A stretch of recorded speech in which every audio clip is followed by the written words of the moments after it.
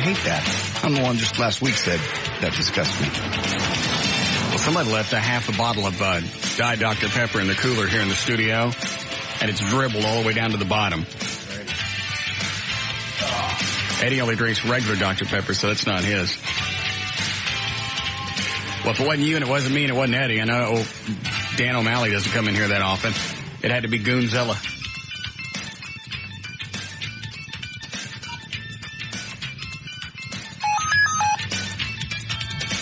Let me fetch him.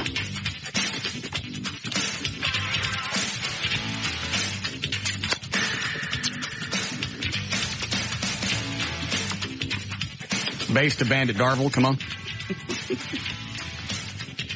Here he comes. Did you stick half a bottle of something in that cooler over there? No. All right, fine. If nobody's going to fess up to it, everybody is punished.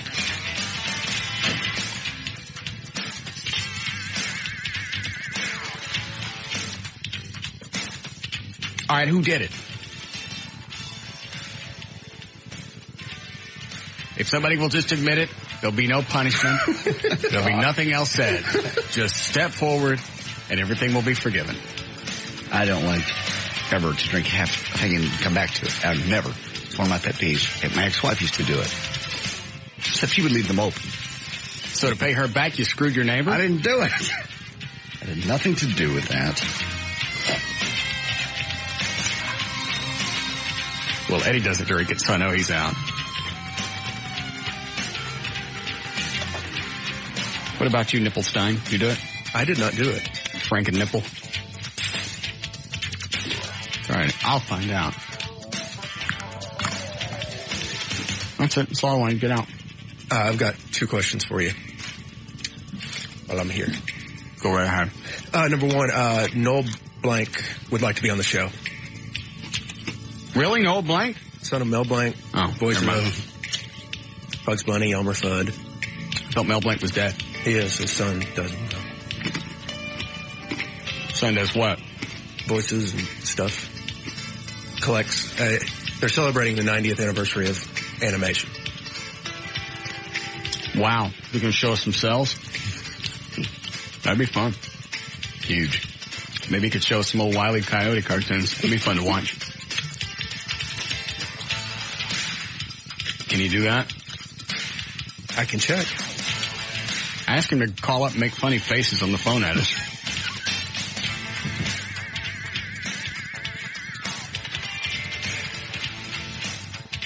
Okay. I got a better idea. Just go get that Give a Show projector out of your office. I'll show that all day. What is he pitching? That's it, the 90th anniversary of cartoons? And his big deal is trying to get animation more recognized with the Oscars and Academy Awards. And why? It's an art form, and so what? Sounds like an angry man with an agenda. He does. He doesn't. The Donald Duck voice. No, he doesn't. What does he do? I'm guessing if he does what his dad does, he does Bugs Bunny. Bugs Bunny. Probably does the Tasmanian Devil. What's that Sam guy? What? Yosemite Sam? Yosemite, yeah. Probably does him. Elmer Fudd. Foghorn Leghorn. Mm-hmm. I'm surprised there was anybody else on the Warner Brothers lot that did cartoons, because Mel Blanc did them all. Did he pick up all the voices that his dad used to do? I believe he does most of them, yes.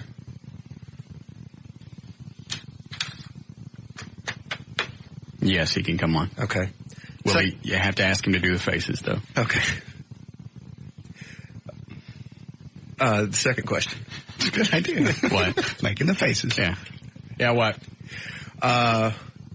Would you like to be the sponsor, so to speak, of the Motorhead Anthrax concert? Didn't cost me anything? Nope. I got to do anything? Plug it. Promote it. And what I got?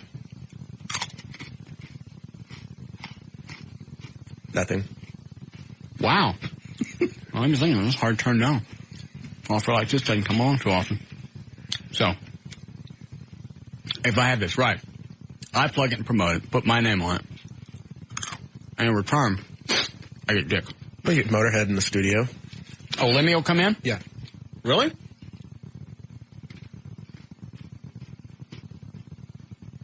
Where are they playing? Canyon Club. Bronco Bowl. Are you sure about this? It's not like a Clear Channel promotion? Because if it's Clear Channel, they ain't going to let us have any part of it. I understand. Chloe came in and said that it was not, and that this was something we could easily do. Yes, I would love to have the Lemmy in the studio. So now we're presenting, a talk show is presenting Motorhead and Anthrax. That's the deal, yeah. Well, we do have more spins of Motorhead than anybody else in the market. Absolutely. Probably anybody else in the country. Certainly more than any other talk station. Anywhere. Yeah. What is it, 1 minute? It qualifies as a spin? Mm-hmm. Which one is it, Eddie? I guess the bottom. There's nothing marked in this dump. Yes. The Russ Martin Show will now present Motorhead. Anything else coming to town? Lollapalooza or anything you want us to promote? There are some other things coming to town. We'll see. That ain't it.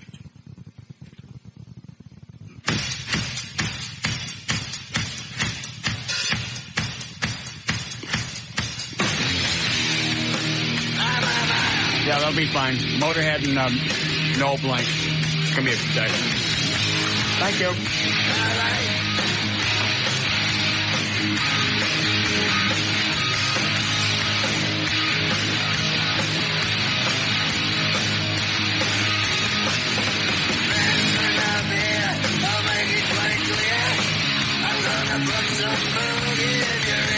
More seconds.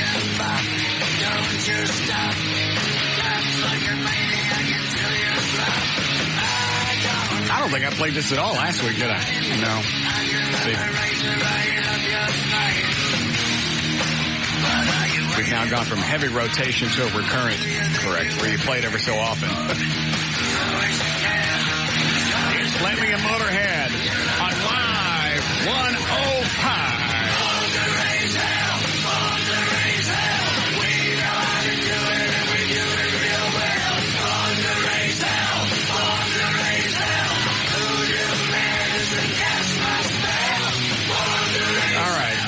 Did he say when they were coming to the Canyon Club? He did not say. I'm sure I could find out quick enough for you. There's a bunch of stuff coming through that I want to see. I think Sir Mix-a-Lot is he this week or next? I'll have to look it up. You gave away those tickets. Brainiac.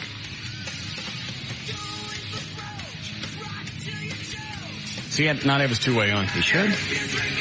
When is Mix coming to town? Wednesday. This Wednesday? Wednesday is the 23rd. All right, next week. See if you can hunt him down. 10-4. We also got to start playing the White Trash Party. Yes. Get Mike Reno for me, too. Okay. May 22nd at the Canyon Club. May 22nd. Good. Who else do I want to talk to today? Get me Boxcar Willie. What? Boxcar Willie. I have one of his plates I want to get autographed. Hurry. I have a hankering for the Wabash County Bows. The next night, they're down in Corpus Christi on the ocean. God, there'd be a crazy party on the 23rd. Who? Motorhead, I'm sorry. Oh, yeah. I'm just going for this one song. Like I said, the rest of the stuff is just too thick for me. Yeah. The only other one that really stands out is Orgasmatron.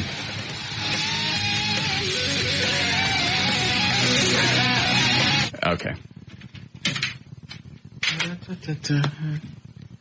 See if there's anything else we need to do before we get going here. I can't think of anything. Anything I need to know? Nope. Okay. Then here we go. 320, J.D. Ryan's on Live 105. Thank you, Russ. News. brought to us by SBC Communications and by Outback Steakhouse, by our good friends at Lone Star Park in Grand Prairie. Buds and Suds coming up this weekend. Eddie Boyd will be out there from 1 until 3 on Saturday. General admission is $3. The horses are ready. Are you? It is Tuesday, April 15th, 2003. Your 2002 taxes are due at midnight tonight. Andy Costner, Kevin Costner's daughter, is 19 today. Roy Clark from Hee Haw and other country things is 70 today. So much for that massive last stand at Saddam's happening hometown of Tikrit. Marines did take an isolated Republican Guard out unit, but the resistance was, quote, lighter than expected, and coalition forces were able to move from the south, west, and north to the center of the city. And so the major battles of this war are finished. That's according to Major General Stanley McChrystal. There have been officially 149 confirmed coalition deaths. The USS Kitty Hawk, USS Constellation could leave the Persian Gulf next couple of days, and either the Harry S. Truman or the Theodore Roosevelt could leave the Red Sea shortly. Meanwhile, U.S. troops found what was believed to be 11 mobile chemical and or biological laboratories buried south of Baghdad. They did not find chemical and biological weapons. They just found labs to create such weapons. Supposedly, the troops in Baghdad found large caches of Iraqi weapons, including French-made missiles and Russian-made. Oh, really? Oh, really? Yes. And Russian anti-tank rocket launchers. So they were using Russian weapons against us. And French-made missiles. Well, doesn't that explain a lot? Mm-hmm. Go ahead. Okay. Filmmaker Michael Moore back in trouble, continuing his criticism before a university crowd at the University of Texas, Bush's home state, of course. Said that the president's approval ratings are high only because the American people rally around their leader after a tragedy. And Bush, quote, is the one occupying the federal land at 1600 Pennsylvania Avenue. Well, hold on a second. This is Michael Moore saying that? Correct. So he's saying the American public is idiots. Yeah, basically. There's a bunch of idiots. Only rallying around him because he happens to be the one in the seat. But Moore said the United States is at war with Iraq because the former Texas governor needs to keep the public eye off his domestic failures as president. It's not about weapons of mass destruction, he said. It's about weapons of mass distraction. He told 4,400 students at the University of Texas. Moore also told Austin American Statesman, the newspaper down there, before his lecture that 90% of the response he's gotten after the big to do with the Oscars. I can't wait to hear the end of this sentence. Has been positive, and that despite having investigated the roots of violence in his most recent documentary, he hasn't even received any threats. Oh, we'll fix that. What's his website? MichaelMoore.com? Mm-hmm.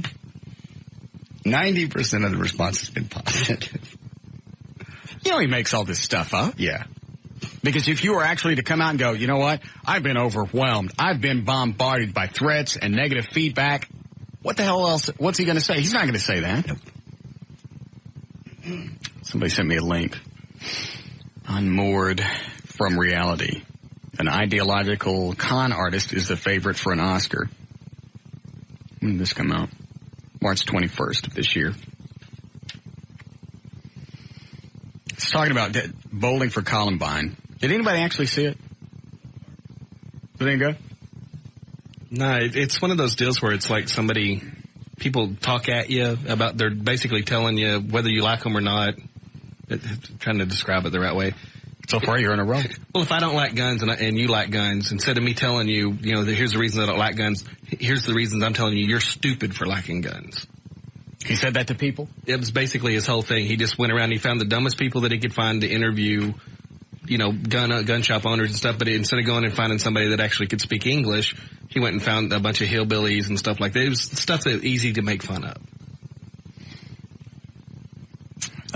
Mr. Moore plays into all of the worst stereotypes and distortions about America. Bowling for Columbine attempts to explain interventions by the U.S. military is rooted in an inherently violent domestic culture.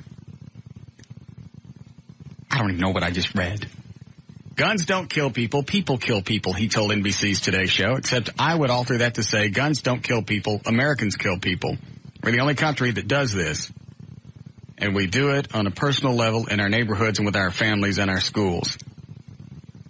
The American attitude is we believe we have the right to go in and bomb another country. We do. Don't we? Apparently. Anyone stopping us? It must be okay. Trying to find out. Forbes reports that an early scene in now Bowling for Columbine's a documentary, right? Yes. Okay. Forbes reports that in an early scene in Bowling, Mr. Moore tries to demonstrate how easy it is to obtain guns in America. That was staged. He goes into a small bank in Traverse City, Michigan, that offers various inducements to open up an account and claims, I put $1,000 into a long-term account. They did the background check, and within an hour, I walked out with my new Weatherby, a rifle. But Jan Jacobson, the bank employee who worked with Mr. Moore on his account, says that only happened because Mr. Moore's film company had worked for a month to stage the scene. Oh, really? All right, before I go any further, let me see what website from which I am reading. Because if I'm reading from something like monkeyspit.com, I would say I've made a horrible mistake. Opinion Journal from the Wall Street Journal editorial page. Okay. That's pretty respectable. Hold on. So he should get his little statue taken away. Yeah, if it's all set up. All right, let me go back down to where I left off then. You're attachable and so make this,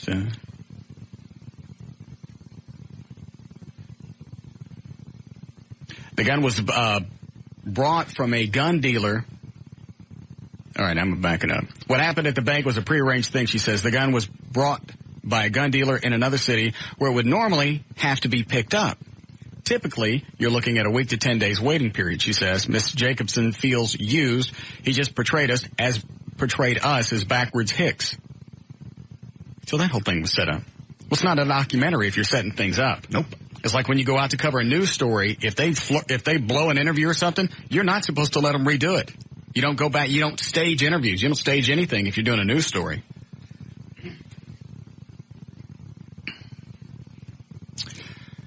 Mr. Moore makes the preposterous claim that a Michigan program by which welfare recipients were required to work was responsible for an incident in which a 6-year-old Flint boy shot a girl to death at school. Mr. Moore doesn't mention that the boy's mother had sent him to live in a crack house where her brother and a friend kept both drugs and guns, a frequently lethal combination. So it sounds like he just went out there, shot what he could. It's like that Michael Jackson interview that guy did. Right. Just you twist it any way you need to. Well, if all this is true, why didn't this stuff come out before the awards? Well, obviously it did. This was dated March 21st. Let's see what the end of this is. In print, too, Mr. Moore plays fast and loose with the facts. In his Stupid White Men, his best-selling book, he blithely states that 5/6 of the U.S. defense budget in 2001 went towards the construction of a single type of plane, and that 2/3 of the $190 million that President Bush raised in 2000 campaign came from just over 700 individuals. A preposterous, an absurd assumption, given that the limit for individual contributions at the time was $1,000. When CNN's Lou Dobbs asked Mr. Moore about his inaccuracies, he shrugged off the question. Look, this is a book of political humor, so, I don't need to respond to that sort of stuff, he said. Well, that's political humor, even though he's quoting facts, supposedly. Yes, right. I see. Glaring inaccuracies, Mr. Dobbs said. No, I don't. Why should I? How can there be an inaccuracy in comedy? Uh-oh. Mr. Moore would deserve an Academy Award if there were an Oscar for Best Cinematic Con Job. If Bowling for Columbine is a comedy, most of the fans don't know it. They actually believe they're watching something that is in rough accord with reality. Well, if it won an award for Best Documentary, yeah, then I don't think you get to do both. You can do a documentary on it, yeah, and you can put a comedic slant on it, but I don't think you can doctor it up that much. He proceeded to pass his little gold statue around, by the way, when he was doing his speech at the University of Texas. Good for him. I'm surprised the University of Texas would have him. Yeah, especially after banging on Bush. Right. Fine. I will no longer send money to that university. Have you ever? I'm sorry. My bad. Go ahead. It's now against the law in Dallas, too. Panhandle, man known on the streets as Bow Wow, said the new solicitation ordinance in Dallas won't keep him away from the city's intersections for long. The new ordinance goes into effect today. But police say they're going to give citizens time to know and to understand the law before they start to enforce it. Anyone caught begging for money on Dallas streets will face a $500 fine. The ordinance also applies to charities and people selling or distributing items. My question is, if they give you a ticket and you're homeless, how are they going to come get you? Yeah. And the fine could be up to, what'd you say, $500? $500. Yeah. Where are they going to get that? Sounds pretty difficult to enforce. They're just going to stand out there, and when a cop comes, they stop. They run. Yeah. Say they're waiting on a bus, whatever. Medical examiners trying to determine whether the badly decomposed bodies of a woman and an infant boy that washed up in the northern California shoreline are that of Lacey Peterson and her son. Authorities investigated the disappearance of Peterson, who was 8 months pregnant when she vanished December the 24th. They were called to the area. Officials cautioned that they have no evidence to indicate that the woman's body found Monday is connected with the missing woman and not confirm whether the baby and the woman are related. Peterson, 27 when she vanished, was due to give birth to the boy in February. I don't know if I confused or combined two different stories. Did they say they found that torso without a head? That one I did. This does not say that. This says body. Did you hear anything, Eddie? Yeah, it was without a head and without legs. That always makes identifying a little harder. A little more difficult, yeah. Well, they have fingerprints. Right. Man, if her husband did that. And the baby supposedly still had the umbilical cord, so what was that all about? Did it give birth and then kill it? I mean, I don't know. That's strange. Oh, I don't know, but I got to hear about this while I was having lunch during the Channel 8 news. Of course. They do that on purpose. No, they don't. Yes. They don't know you're having lunch. Yes, it's noon. I know, but they have to report the news. I don't need to know that. I don't need to know that there was a full-term fetus. Yeah. And then Dr. David Winter always comes on. He could have something that has absolutely nothing to do with guts, and just to piss me off, he holds up a hand of them. I don't care what the topic is. It could be osteoporosis. It weakens your bones. And if your bones are weak, they can't hold up your... I have to watch him then. It's all... I don't even know why they do it. They know it's noontime. They know that people are having lunch. Nobody wants to see that anywhere near a meal hour. Be it before, after, or in the general area. They did some story yesterday on dentistry. They got some old guy getting braces. He's like 62, getting braces. So they've got him leaned back with their fist in his mouth. You're looking right up his nose. Bugs, hair. I don't want to see that. I saw probably the grossest thing I've ever seen on television last night on Discovery Health. What was this? This was... I almost got sick, seriously. Okay. They were showing rebuilding someone's face after a car accident, and they had completely peeled the face back, and it was up over the person's head. So all you saw was guts and bones and blood. It was the grossest thing I've ever seen in my life. Eddie wants to do that to the night show. Well, they showed how on Discovery Health.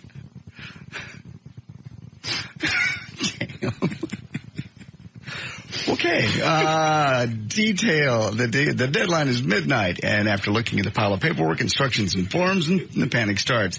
It's possible to file that 2002 tax return on time. Is it possible? I don't know. Taxpayers who procrastinated and now find themselves up against tonight's deadline can get a 4-month extension from the Internal Revenue Service. Just takes a 1-page form, no questions asked. But even those asking for an extension, you gotta pay what you owe by tonight at midnight. Taxpayers must make a good faith effort to estimate how much they owe when they return Form 4868 to file the extension. Then you get 90% of the taxes owed for the year to avoid penalties. You got to pay at least 90%. You can also go online. Yeah. And the form that you need, I believe, is on the for the extension is on the IRS website. Okay. But don't call them for advice, because if they get it wrong, they ain't responsible. It's true. And they'll tell you that. Are you all caught up with your taxes thanks to my my Jewish accountant? I am, thank you. I'll be paying them off for a while, but... How long? It'll take me I'll probably pay it off with my summer bonus. So you're assuming we're going to get a summer bonus. We can't even get the raise that we were supposed to get yesterday on our checks. I know. But they were supposed to draft us a check today. Did you get yours? Mm-mm. I didn't get mine. So now this company is in breach of contract. Ooh, it's true. And that's a serious breach. Today's the 15th. Not paying us what they said they would. You're right. They got to close of business today. At 5:30, if I don't have that check, What? I'm relaxing. Okay. That is pretty serious. It is. Oh, we forgot. You better not forget long. You got 2 hours. Interesting. Go ahead. Did you file for an extension? You did, didn't you? I never pay on time. Oh, okay. Some years I don't pay at all. What? You mean because they owe you money? Nah, I just blow it off. No, you don't. Yes, I do. Marty wouldn't let you do that. Yes, he would. Do you always get money back? I mean, now with the house and everything, I would think you would. Yeah, I didn't get as much money back the first year I had the house as I thought I was, because everybody talks about you go get a house and look at all the money you're going to get back. I don't remember getting a whole bunch back. I had to pay a lot to get anything back. Well, Marty's got me figured out, so this won't happen again next year. So what doesn't happen? So I don't end up having to pay for almost $4,000. What's he going to do? He's just going to... You're not going to pay like I do?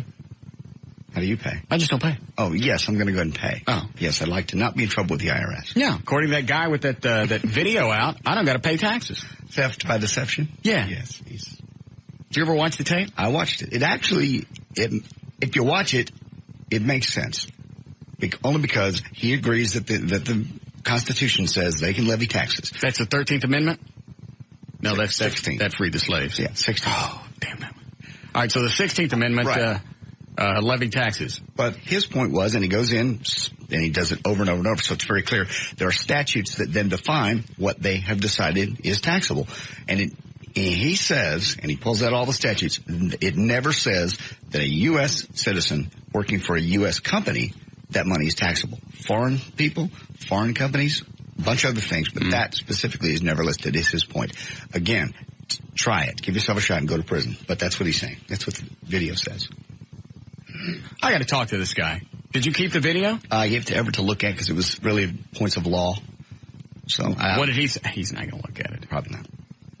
Did you keep the guy's contact name? All that. You want me to try to get all of him? Why not? Okay.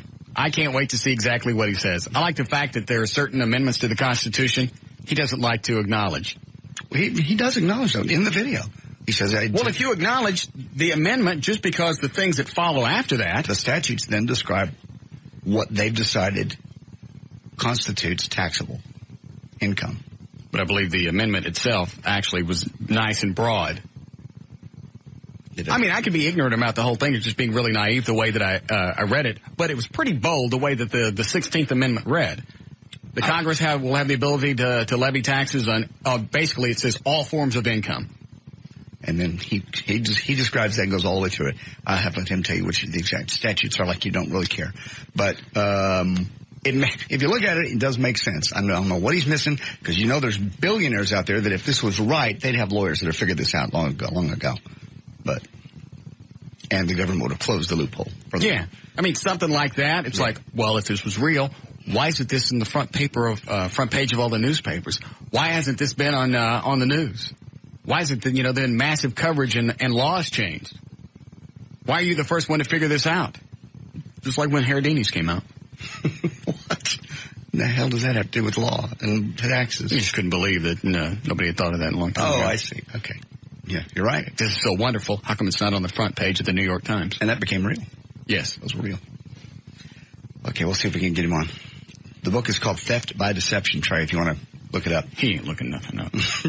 Rodney King, whose videotaped beating led to the deadly 1992 riots in Los Angeles, was hospitalized with a broken pelvis after he lost control of his 2003 expedition while weaving it through traffic at 100 miles an hour and crashing into a house in California.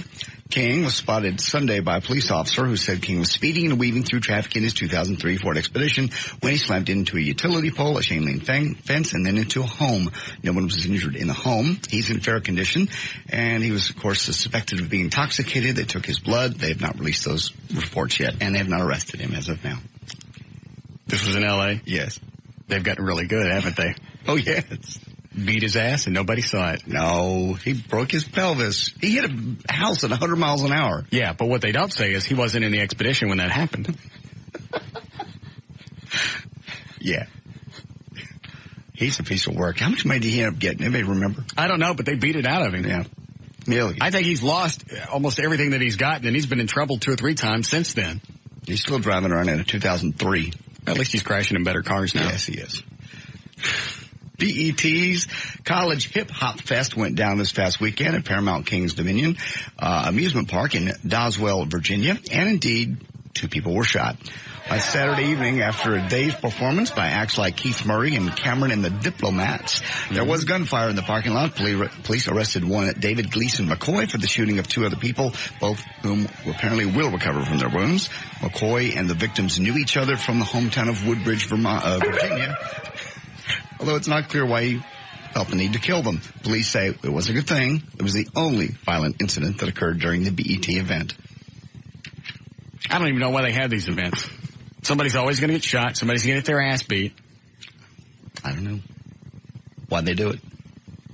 You know, if it was like a mixed racial thing, like blacks and whites, you could see it happening. But it's the blacks beating each other up. It's the BET Awards all over again. When they had to videotape them, they couldn't do them live because they were afraid what was going to happen. They did. It just pisses me off that it can't happen during like the flame-worthy awards. Country music people don't do anything but get drunk and steal horses. So what show that happened? Show their weenies to Fort Worth cops. That didn't happen. There's no proof of that. Oh, excuse me. Was that not in the police report? There's no proof of that. That is not what he was arrested for. It was drugs. That's the official police report. And the police report never mentioned, if I go back and get it, and I think Brumley's got a copy of the story. I never read that part. I never read it. I never read the police report. Well, wait a minute. If this was never printed or published, how do we all know about it? About the Ty Herndon and pulling his ding-a-dong out to a Fort Worth undercover cop. He said he was going to the bathroom. On a Fort Worth cop. Not on the cop, in the park. And the cop just happened to be there while he was doing the tinkle. Possibly.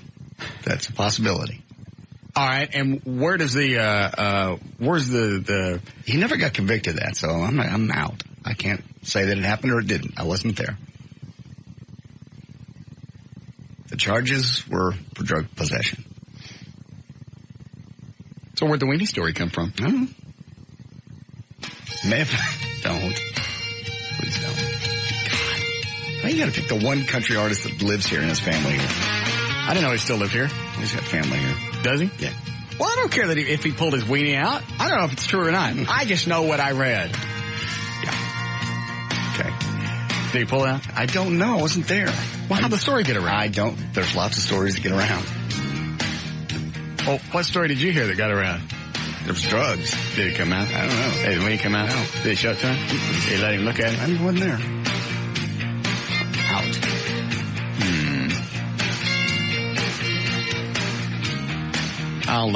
I bet Bromley can pull up the story in the Dallas Morning News. Okay. God.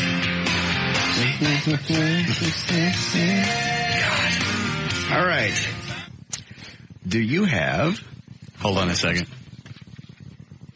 Yes, Chad. Yes. That park was known as a gay park where people used to go expose themselves. Gays used to hang out there. Which park was this? I don't know the name of it, but So? I think it was on the north side or someplace. North side of Fort Worth? You don't even know what park it was. He knows it was a gay park. How did he know that? Because it's at the gay park. And nobody else but gays can get in that park? Like I can't go to Rivershawn Plaza Park? Yeah, well, you can, but you're going to get blown. No, I'm not. Yes, you will. No. Whether you like it or not. No, you will. Yes, you will. No. You go into that park and see if you don't get labeled as queer. Don't. Go to the park. No. Go to the park tonight. No. Go out there. Not at night. Why not at night? Because you know him. That's what it was, JD. No, he was Thank there you, to buy Chad. drugs. He admitted that.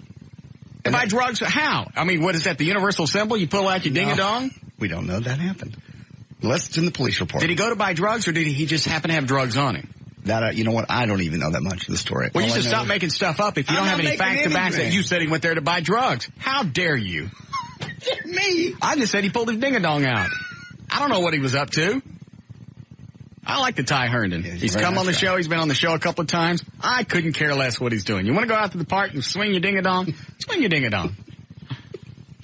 What does that matter to me? It doesn't. The ultimate irony, I think, was that he was actually on the way to perform for a police union event. He was performing right there. No, he wasn't. He was warming up for the Fort Worth cop.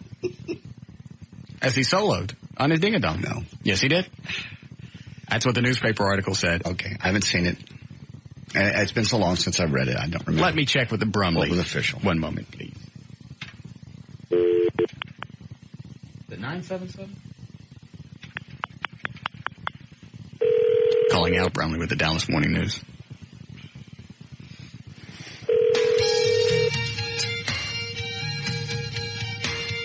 Country music stopped playing his stuff for a while, didn't they? Yeah, but he backed away. Why? He didn't do anything. Well, they just wanted to wait to see which way it was going to go. Who cares? It was just an odd moment. Like they did with the Dixie Chicks. Like Dixie Chicks had it coming. That's true. Ty Herndon wasn't out. Brumley, radio critic and DVD critic for the Dallas Morning News. Sorry I missed your call. Please leave a message, or if it's urgent, you can call my editor, Mike Meza, at 20. Thanks. Brumley, call me back on the hotline. It's 345. Bye. Do you know the hotline number? Okay. Hold on. Okay. She thinks my peckers sexy. Yes, Derek. Hey, that was Gateway Park in Fort Worth. And from what I know, he propositioned an officer, and he just happened to have the stuff on him. From what you know, does that mean you read it, you saw it, you heard it, it's word of mouth? No, when I first moved up here and I was jogging around in the park, people said, hey, you better not go to that park. You know, you're going to run into Ty Herndon. No, they didn't. I'm just telling you what they told me. No, I seriously doubt people would go, hey, don't go into them woods. Country guys hang out in there. He was trolling for people. He was trolling. We don't know what he was doing. Okay, well, I'm assuming. But you're just saying the Gateway Park is known for homosexual activity.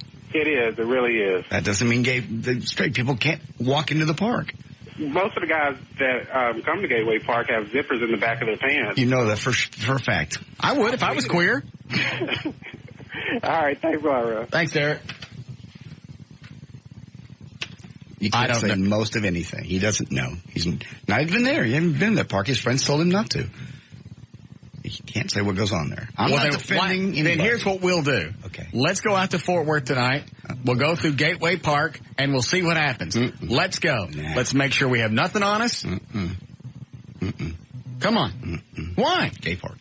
Is it? No, I don't know. Really. Make up your mind. I don't want to be seen anywhere that is known as a gay. You just said it's not a gay park. You said straight people could go in there. They can. Well, then let's go. I don't want to be around somewhere like that. Why? I don't like city parks at night. Why? Because they scare me. You don't ever know what's in there.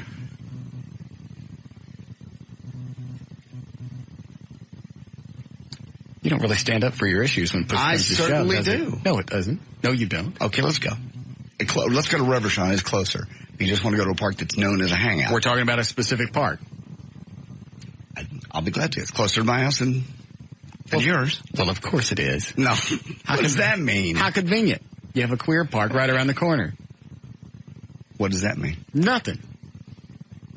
You trying to make some statement? I can just imagine what you're going to be doing around midnight on Easter. What? I'm riding down the bunny trail. Inflate your egg. No. Suck my egg. Go ahead. A British University.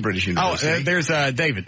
David, what's his name? The drummer for Ty Herndon? Pinkston. Yeah, David Pinkston. Hi, David. What's up, guys? How are things? Oh, they're fine. What are you doing since you left Ty's band? I'm playing in the house band out at Cowboys in Arlington. What is that? Your buddy Denise Luna. Oh, really? Yeah. Do you see her a lot? Yeah. She works out there all the time. She's kind of dingy, isn't she? No comment. Thank you. All right, so what was the actual story when Ty got arrested? What was the year? That was 95. All right, and what actually happened? Well, only two people really know what happened, and that's Ty and the cop. But right. I can tell you what I was told. Yes. Was that we were playing the Texas Police Chief's contention. Right. And he was on his way to meet us out there. He was just driving himself, and he had been sick. Right.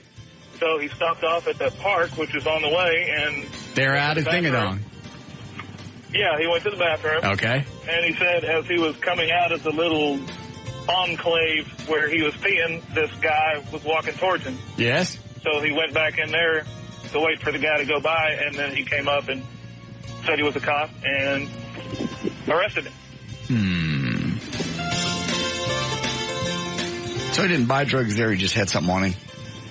He had to go take. You know, it very well is feasible that he went out there not knowing that it was a gay park. I would know if somebody hadn't told me. I would know that Rivershine, that area, is a gay hangout, short of being close to Oak Lawn. Maybe he went in there and didn't know it. Really had to go tinkle. That's the story that I heard. What drugs did he have on him? I'm sorry? What drugs did he have on him? Crystal meth.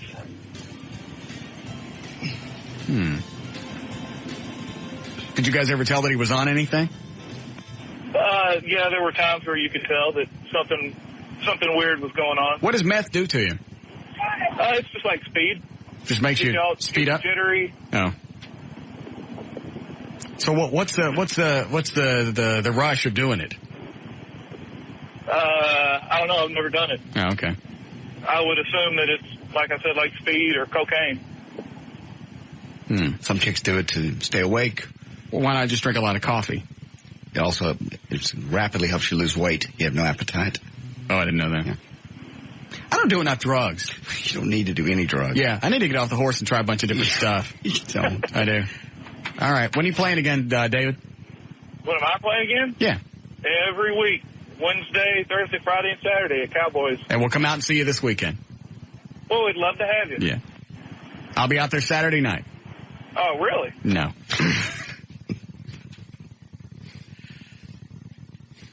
How we doing, Eddie? All right. I got one more story. Do you? British University has identified what it calls celebrity worship syndrome. As you could probably guess, it's an obsession with a celebrity. Doctors think it's serious enough to consider a psychological condition. Supposedly, as many as 1/3 of all people who are obsessed with famous people basically have a mild case. There are 3 types: mild, moderate, and hardcore. For those with mild cases, their worst symptom is talking about their favorite celebrity. Moderate form is marked by, quote, an intense personal type relationship with the celebrity. And hardcore celebrity worship syndrome, these people are basically solitary, antisocial, impulsive, and insensitive. And I even have there's a test you can take to see if you have celebrity worship syndrome. You going to do this after the break? Or? Yeah, hang on to it. We'll do it after the break. All right. There's news and information brought to us by Condoms to Go. It'll be there Thursday from noon till 2. Hit it again, Eddie. I'm sorry. Try it again, Stumbles. I'm J.D. Ryan on Live 105.3, The Talk that Rocks, Texas. We'll be back with the Russ Martin Show.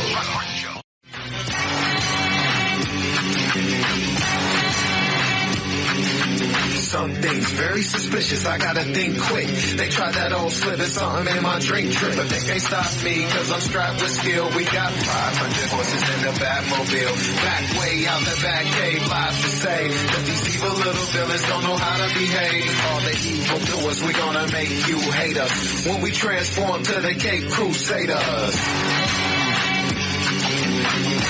We're back to the Russ Martin Show on Live 105.3. The talk that rocks Texas.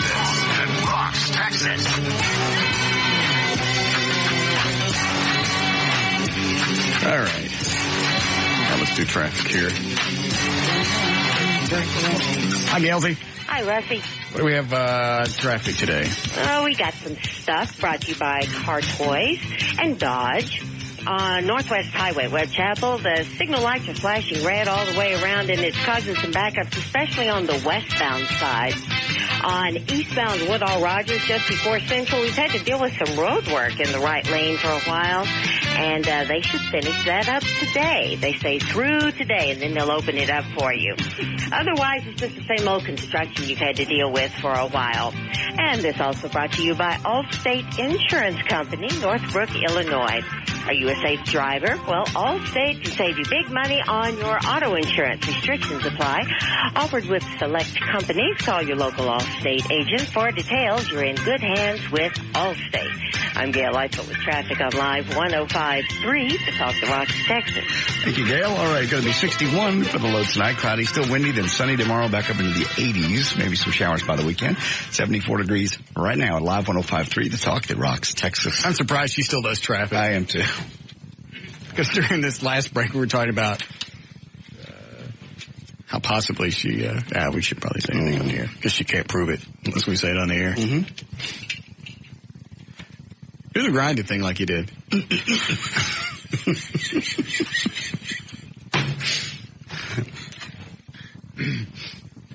Is that the way Joy does it when she's on top? Yeah, that's when she does it. She'll make that face? No.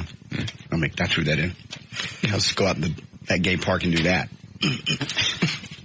Come on, let's go to Reverend Sean. Let's don't. We don't need to be seen in a gay park. It'll be fun. We'll go in there, and we'll take a piece of sheetrock. Okay. We'll punch a hole in it, and then walk around with our ding-a-dong sticking out of it. Be like portable glory hole. No. Come on. I don't want to do it. No, thank you very much. Maybe we get some action. I don't want that kind of action. Stick a little coin changer on the other side? No.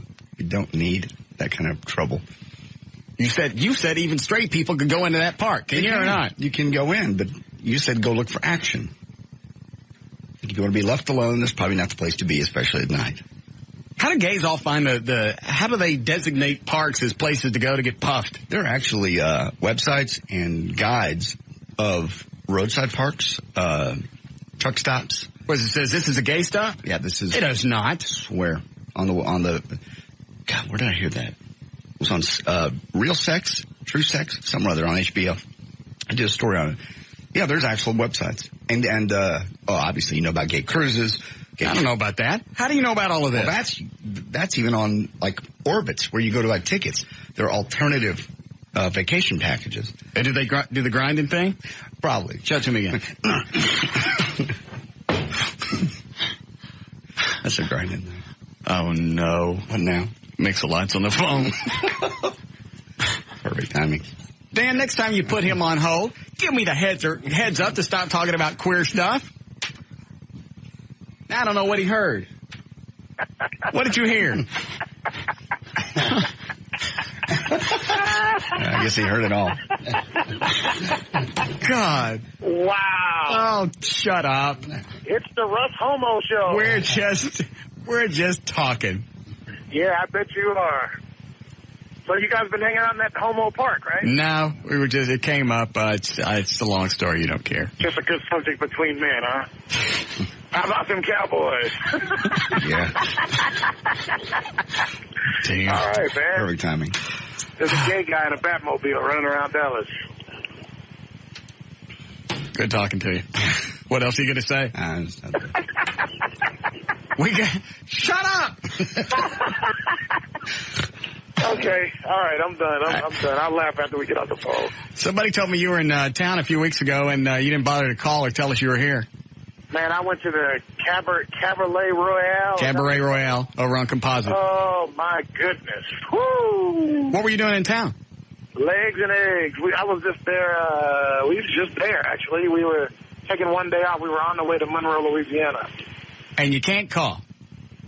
Oh, man, I got in there at night, man. I got in there, at midnight? You're asleep by 11. Why people stay up at night? You guys aren't the only ones that go out and scare people after dark. Hey. I thought you were a really responsible cracker. Nah, I stay up late and go hang out at Cabaret. Hey, man, I tell you what, I went down there, boy. You guys got some chicks in Texas? Yeah, they're good ones over there. Whew, my goodness gracious. When are you here next week? I think I'm there next Wednesday, man. Now, are you just here Wednesday or are you coming in the night before? No, I got a show in Nacogdoches the night before, man. So I want to come in there, man. You going to bring the Batmobile to work? Yeah. Now, well, what time are you supposed to get in town Wednesday? I don't know, whenever we leave. You know, these guys, man, what it is, they stay up late chasing Wu-Tang. I know. And you don't... You know, you gotta wait till they all wake up. And you don't fly, right? Everything else is on the bus. Everything's on the bus, man. I'm on the bus now. We're playing John Madden. What year did you stop flying? Back around about 92. What was it that made you stop? Man, we were coming down in Atlanta, man, and almost broke the wings off the flight, man. We hit one of they call it an air pocket, right? But this air pocket had to last a mile, you know what I mean? It was like, fluid leaving your cup staying in one solid mass. Oh, I had that. Was that like what the Matrix, man? Was that what happened to us when we went through the wake of that DC-10? Yeah, but yes, that's basically what happened to us. But he's talking about falling a lot further. Ours lasted a second. I know, but it was enough to scare the hell out of me. In fact, that was a flight I didn't even want to get on. I know. And then right in the middle of it, we hit the wake of a DC-10, and the plane just dropped. It feels like it dropped 100 feet. Yeah. I'm telling you, man, that's a penis shrinker, dog. Yeah. luckily, I stuck part of the seat up my butt, so I wasn't going anywhere. And screamed at the captain to shut up. Yeah, he's sitting there running his mouth, giving us the whole itinerary and where we're going to go and going to hang a left here and travel at this speed and at this altitude. I went, shut up and fly the plane. And right about then, we hit that air pocket. Yeah, what trips me out is after we had this big, the plane's upside down, the pilot keys up his mic, he's like, and I'll have to apologize for that light bit of turbulence. We'll be heading southbound. If you look to your west, there's Mount St. Helens. I'm like, man, don't nobody give a damn about that. He's got a point. I mean, that's probably the last time I should have flown when we hit that DC-10 wave. You're fine. I didn't like it. Yeah, nobody likes it, but you're fine. That's nasty, man. I'd rather hang out with you guys in Homo Park. You know what I mean? Yeah. Hey, you know what? We'll build your own glory hole. We're all going to walk around with our portable glory holes. Glory hole? No. Yeah, where you go ahead. And never mind, I'll show you a picture later. Oh, well, I was going to say, what is that, a proud prostitute or a glory hole? Hold on a second. What is it, Trey? Nothing. Well, what'd you come in here for? Dropping something off. What'd you drop off? Well, you got a gift Trey's from WB33. Yeah. Yeah, Trey was telling me something about some chicks he had down there when I get down there, man. What chicks? We're supposed to hook up on some females he had down there. Oh, Eddie, load up that Sir Mix-a-Lot bumper. Tell me if you've heard this before. Never heard it. Hold on, I ain't played it for you yet. You know which one I'm talking about? Yeah. I just saw it. You just passed it. Is that the new one? Yeah. All right. Tell me if you can hear this over the phone. I like big butts and I cannot mind. Have you heard this? Listen to this. In your face, you get sprung. Wanna pull up top collars. You notice that butt was stuffed. My homeboys try to warn me, but that butt you got makes me so horny. 'Cause I'm long and I'm strong, and I'm down to get the friction on. So fellas, has your girlfriend got the butt? Tell her shake it. Hey, dude, you're going to crack up when you hear this. Hold on, here comes the best part. Baby got butt. We're back to the Russ Martin Show. Online. Have you not heard that before? That's hilarious, man. Who did they say that was? I can't remember even. That was like that. That sounded like that dude. What's that dude's name that used to carry guns in the airport? He sounds like Frank Sinatra. Harry Connick Jr. Yeah. There you go, Harry Connick Jr. That's who it sounds like. Richard Cheese. That's a guy's name. Really? Yeah. Somebody. You got to give me a copy of that when I get out there. Man. Somebody sent it to us. We'll see if we can get the whole album. You gonna have some of the females in the studio? Yeah. Now, are you actually have on your website? Are you actually going to come into the studio that day? I'm hoping to. If you got them chicks there, that gives me incentives. All right. What was it you were going to tell me about that song? What, the song that just went off? Yeah, you said you were about to tell something, and I cut you off. I wanted you to give me a copy of that when I get there. I got to hear that, though. That's insane. I'm surprised that nobody sent that to you yet. Yeah, I need a copy of that so that I can see you. Okay. All right, so you're going to be at the... Where's he going to be, Trey? He is at the Galaxy Club next Wednesday, the 23rd. All right. I don't know what that is, but I'll be there. It's a club in Deep Ellum. You'll like it. It'll be fine. It'll be a packed house. Hey, man, what happened with the suds thing? Did you guys do the suds thing when all the girls run around in soap naked and stuff? Now, we ain't done the foam party yet. In fact, we've got a bunch of stuff we're starting to miss. We didn't do the foam party. We got to do the white trash party. We got the police fire parade we haven't gotten around to. White trash party? What the hell is the white trash party? Just the opposite of the BET Awards. Sounds like a new political faction. Yeah, you'd enjoy that too. That actually would be perfect to have. And you got their white trash party. That would be perfect to have Sir Mix-a-Lot play at the white trash party. Right. I'll do it. When are we looking at doing that? In June? That's one. I mean, we've got a couple of dates that are possibilities. But all right, party people, we're going to get out there and hang up some of them jigaboos.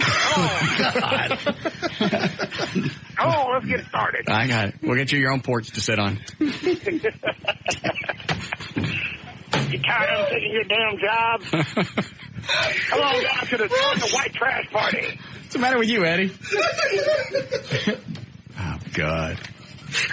Join the white trash party. We'll have a can of Skoal in every damn driveway. Are you laughing at the porch? Pickup truck. Yeah, we need him for the white trash party. Alrighty. I forgot what I was going to... Join the party. I forgot what I was going to ask you. Did you release something new? I forget. Did I do what? Did you release a new album? Oh, man, it got pushed back. We're out here on a wasted tour right now.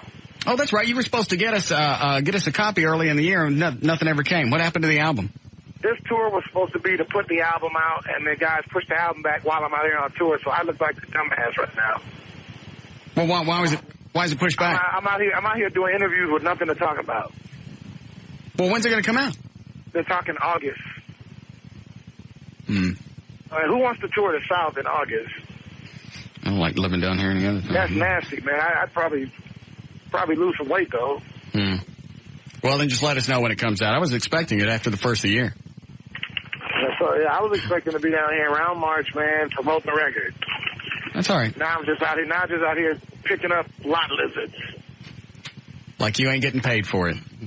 Getting paid to pick up lot lizards. Thank you. All right. Oh, hey, one more thing. We can get SirMix-a-Lot.com back for you if you want it. Yeah, you know, the guy that took it, man, is kind of being an ass, too. We can get it. Because I need to get that, man. You should have all the stuff. I know that you got it. .com is garbage. Anybody listening, don't go there. It's garbage. Go to mixalot.info. Yeah, we can get that. I tell you what. Do you ever check your email? Is it always full? Like your voicemail? I check my email all the time. Voicemail's full, man, because I'm like you, man. I'm trying to pimp hoes and slam Cadillac doors. Yeah, whatever you just said. I'll get our web guy to email you, and they'll get it back from the guy that's holding it. Then how do I get it from you guys? Well, we'll have it transferred directly to you. I had some guy sitting on russmartin.net, russmartin.org, the russmartinshow.com. We just sent him a letter, went, hey, that ain't yours, cough it up. And after a couple of legal letters, they finally had to give it up. Oh, cool, man. Well, I got to meet your lawyers. Yeah, hold on. What is it, Trey? Don't let if you put them on hold because the email address I have for them isn't working, so. I got to, hey, check it out. Well, I have to tell you off air. Yeah. All right. Is it something good? No, I'm just going to give my new email. All right. We'll put you on hold then. All right. And we're going to and get directions to the studio for next Wednesday. Yeah, directions, because I'm coming up there, man. And bring them chicks you got on the website. Bring them up there, man. We'll have it packed. Yeah, do that. All right. Thank you, Max. I want to lay one of them hussies in the back of that Batmobile. That's fine. You can have my office. All right. We'll see you Wednesday then. Right on, man. All right. The lovely Sir Mix-a-Lot. SirMix-a-Lot.info is the website. You need a break? All right. So we're going to the Queer Park or not? No. Come on. No. He can't hear us now. No. Let's go down to Queerville. Let's don't. Yes. Why? Little pieces of sheetrock, drill a little hole in it, stick your ding-a-dong through it. You don't need this. Why not? It'd be like the time that we went looking for a toy for your girlfriend at a sex store. We drove all the way an hour and a half west to be away from anybody when we were doing the TV show. Walked into this place. Hey, it's Hot TV guys. How you doing? What are y'all looking for? We're looking for a rubber. Never mind. Well, you can have it for free. Are you going to stick it in his butt? You can have it free. You stick it in his butt. Can we watch? We love you guys. You sign his autograph? That's embarrassing. Sign my breath. Yeah, we weren't in there 3 seconds. We'll drive an hour and a half west of Fort Worth. There's no possible way anybody would ever know us from the TV show. First thing out of their mouth when we walk in the door. Hey, you in for the rubber ding-a-dongs? It's really for his girlfriend, I swear. Yeah. All right. We'll be back.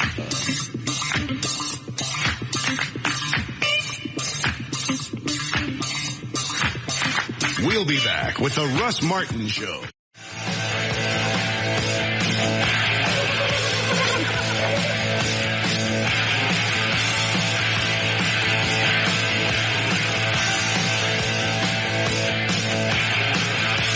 Is this a Scooby-Doo theme?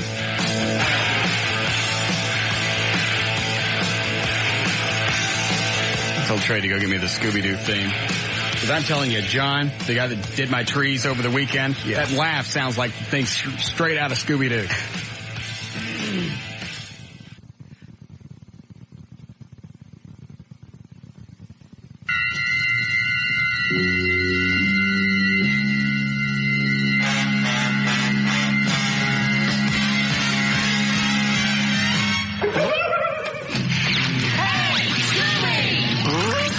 Scooby-Doo, looking for you. Scooby-Doo, where are you?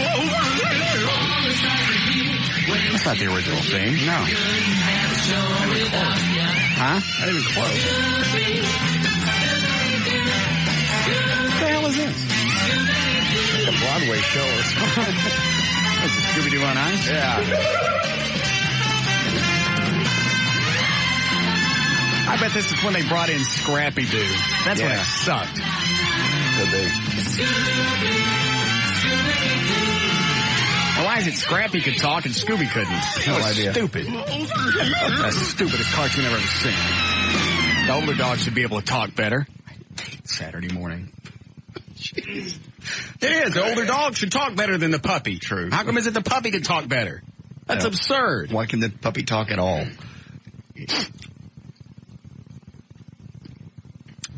What? Nothing. What was that quiz we were going to do? Oh. Do you have the celebrity worship syndrome? Hold on. Yes, Todd? Push the button down. Things up. Todd. See you. Go ahead. British University identified celebrity worship syndrome. They say it's actually a psychological condition. 3 types of it: mild, medium, and hardcore. And here are the questions. You have to ask yourself. Do I need a pen? If you answer yes to any of them, you have it. Oh, really? Yeah. All right. How many questions? There are basically 3 in each category. All right, go ahead. Okay.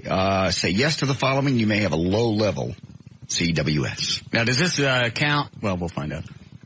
Okay. My friends and I like to discuss what my favorite celebrity has done. You ever sit around and talk about what your favorite celebrity has done in his life? Or I'm thinking. Hold on. Okay.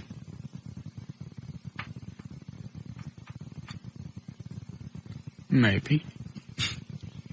I enjoy watching my favorite celebrity. What does that mean? Do you enjoy watching your favorite celebrity? You mean on TV or TV over their fence? TV movies. I think over the fence would be a little further down the list.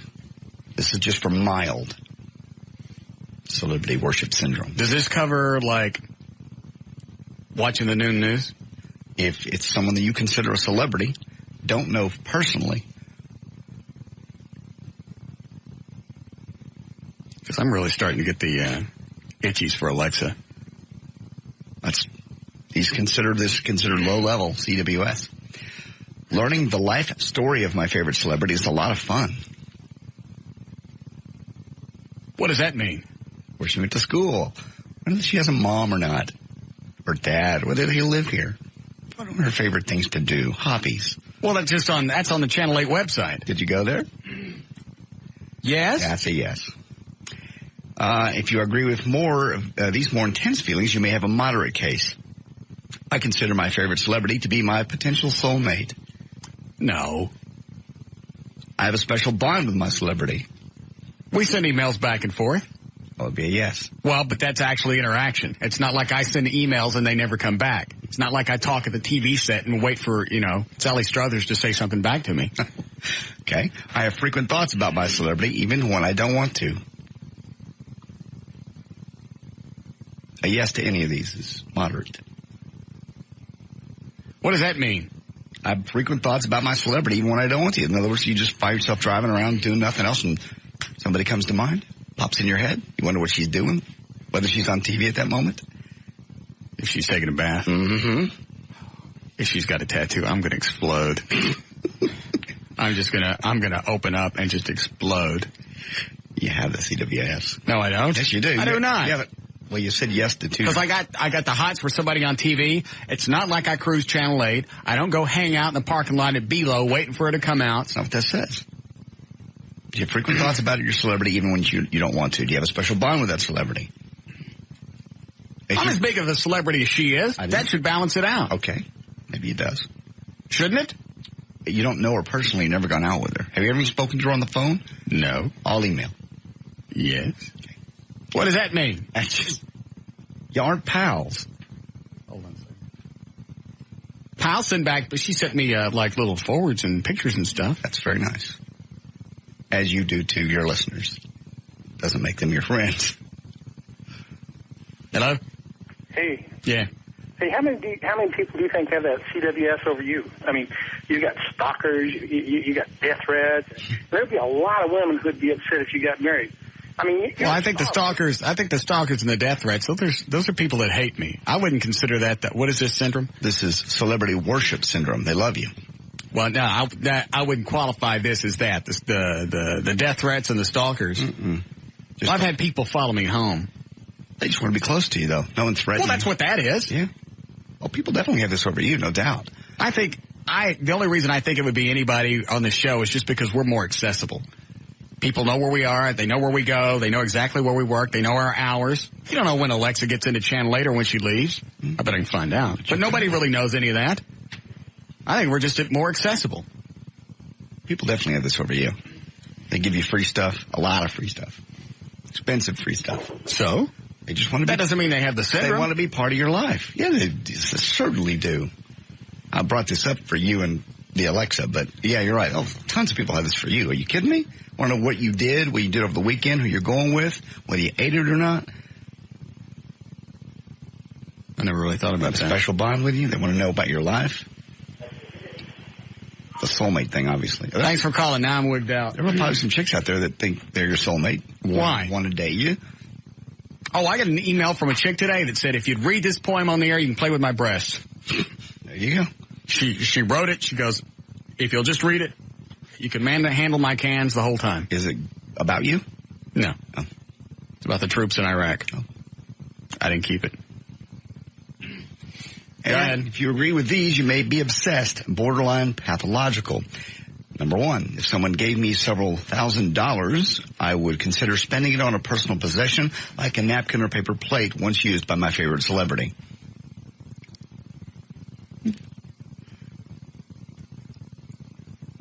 What does that mean?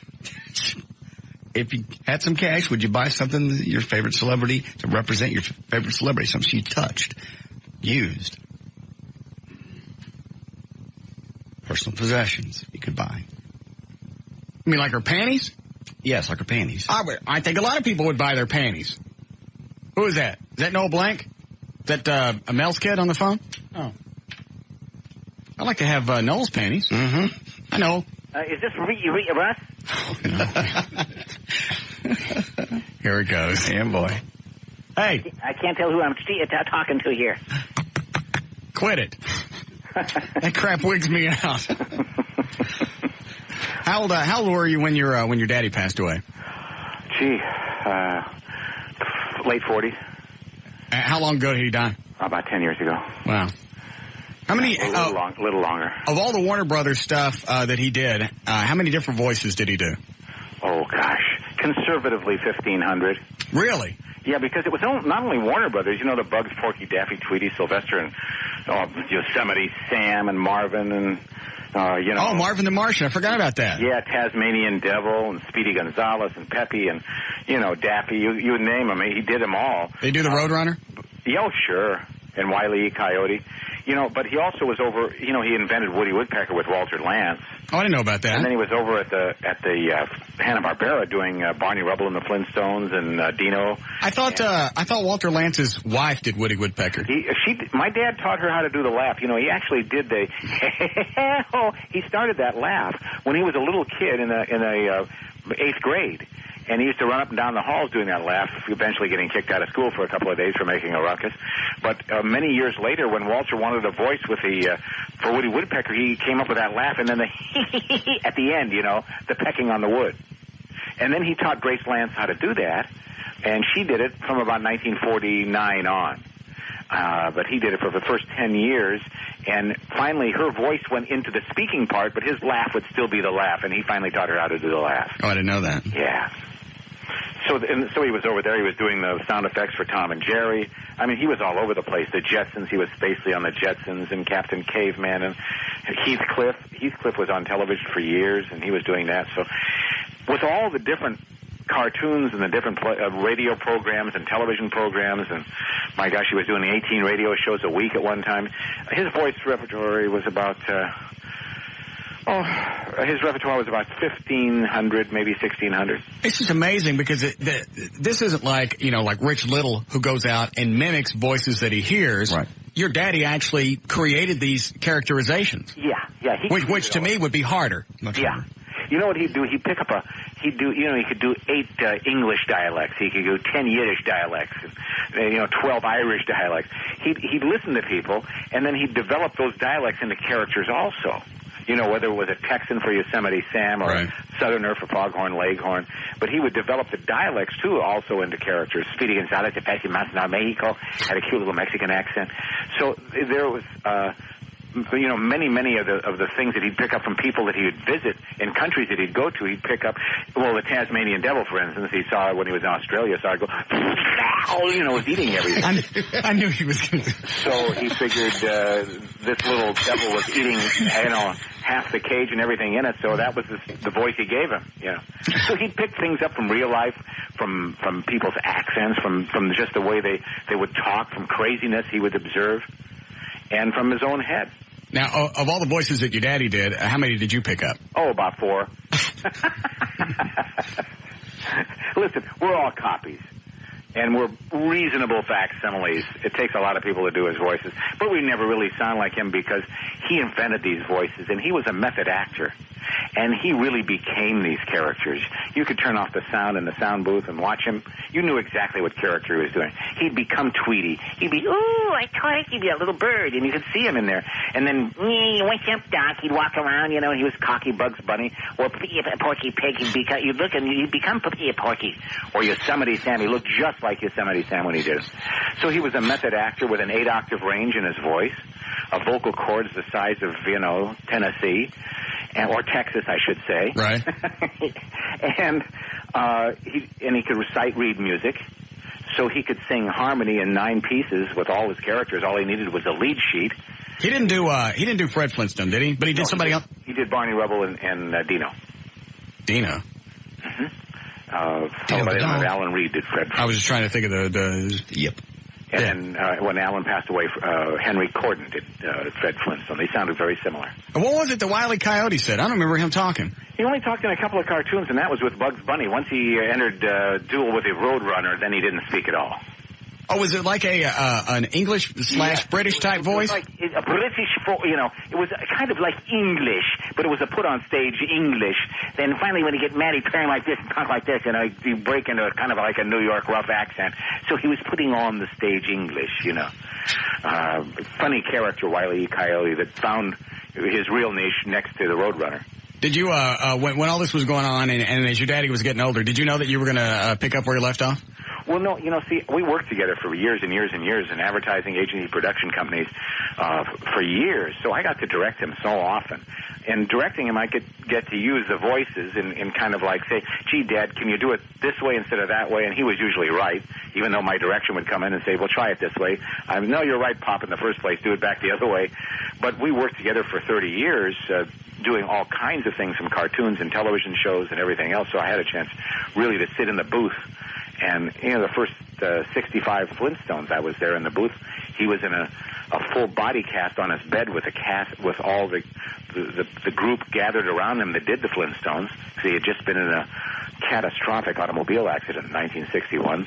So they do it all out of his house. And Joe Barbera and I'd sit in the back room and record the group as a fellow by the name of Alan Dinehart would direct the Flintstones around his bed. And he was in a full body cast laying flat out. I'd love to get Noel drunk. Oh, yeah. Yeah, just to listen to him do all this different stuff while he's plowed. Hey, by the way, if you know our number down here, no, right? No. 1-800-552-BUGS? No, I didn't know that. Oh, yeah. If you call 1-800-552-BUGS, we'll answer any of your questions about animation art. Were you seriously? Oh, yeah, because, animation art was such a part of my family's life, and if you call 1-800-552-BUGS, we've got a bunch of people. It's called Great American Ink. We do nothing but curate animation art. I've seen some of the sales on, like, eBay. Are those things really worth? Well, gosh, some of the people ask spectacular prices for it. We happen to have the largest collections in the world here. I don't know. But, most of this stuff was thrown away. You know that? No. When a cartoon was made, these cells, and the reason they call them cells because they were on celluloid, they were clear plastic. Right. And they drew these beautiful pictures, whether it was Snow White and Donald and Mickey and, over at Disney or Winnie the Pooh or Bambi, or at Warner Brothers, all the great characters, Porky, Daffy, Bugs, Tweety, whatever. They drew all these on on celluloid and then photographed them with a camera. But here's the catch. Yeah. 24 of these pictures per second. That's how film travels. And they threw all of those away. 24 frames per second. So you can imagine, add up a Disney film in an hour and a half, how many seconds? Yeah, you could throw away beautiful pieces of art. Right. Well, once the film was done, they said, what the hell are we going to do with the rooms full of art? So they gave them away. You could go down to Disneyland and buy this stuff for like $2 in the 50s. Now, some of those pieces are $250,000. So a lot of it was washed and thrown away, and when Warner's moved off the lot, they burned most of it. They'd say, here, Mel, take 400 or 500 cells and make Christmas cards out of them, which he did every year with my mom. I'd love to get some of that stuff. Well, you know, and then the kids, he'd go to the kids would come by every afternoon and hand it out. All this great art. And of course, they come back 20 years later with their Ferraris and say, Mel, I'm glad you gave us the art. Yeah. Trey just handed me something with a website on here. What is the Great American? I'd rather you just call us at 1-800-552-BUG. Okay. And then they can send you out this incredible, what it is, it's almost like a magazine or a brochure. I call it a brochure, but it's 70 pages of what animation art is. And if you're a real cheapo, you can hang it on the wall and frame it yourself. But the number's free, and the brochure or this wonderful piece is free. Mm-hmm. And it's 1-800-552-BUGS, as in B-U-G-S, as in Bugs Bunny, Doc. So what are you doing there in Dallas today? We're just hanging out, talking about, you don't know what we're talking about. No. Today's not the day to ask, Noel. Really? No. Oh, I heard something funny one time, and just asked, not to get to a bad subject about your daddy, but on his gravestone, does it really say that's all, folks? Yeah. Okay.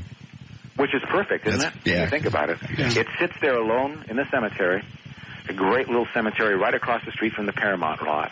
Did he do all the stuff at the house, walk around the house and do the voices? Did he ever bitch at you like, one of the characters? No, well, yeah, when I get him I'd drive him nuts, I'd get the Sunday Funny papers. And then, of course, I'd have him do every voice in the, can you do Dick Tracy? Can you do Spider-Man? Can you do Superman? I'd have him do voices he never even thought of doing. So he made up voices for all those crazy characters, whatever they might be. Where's your mom? My mom passed away this year at 92 and a half. She was in great health, never went to the hospital. She was a great mama. She took care of my dad great. They were on radio, early radio together. She did all the women's voices, and he did all the men's voices on a show just like yours, a casual DJ show up in Portland in 1931. So they were radio personalities up there for years, about 4 years. All right. Give the phone number one more time before we scoot. 1-800-552-BUGS. I'll be waiting for your call. All right. Thank you, Noel. I appreciate it. That's all. That's all. Whatever.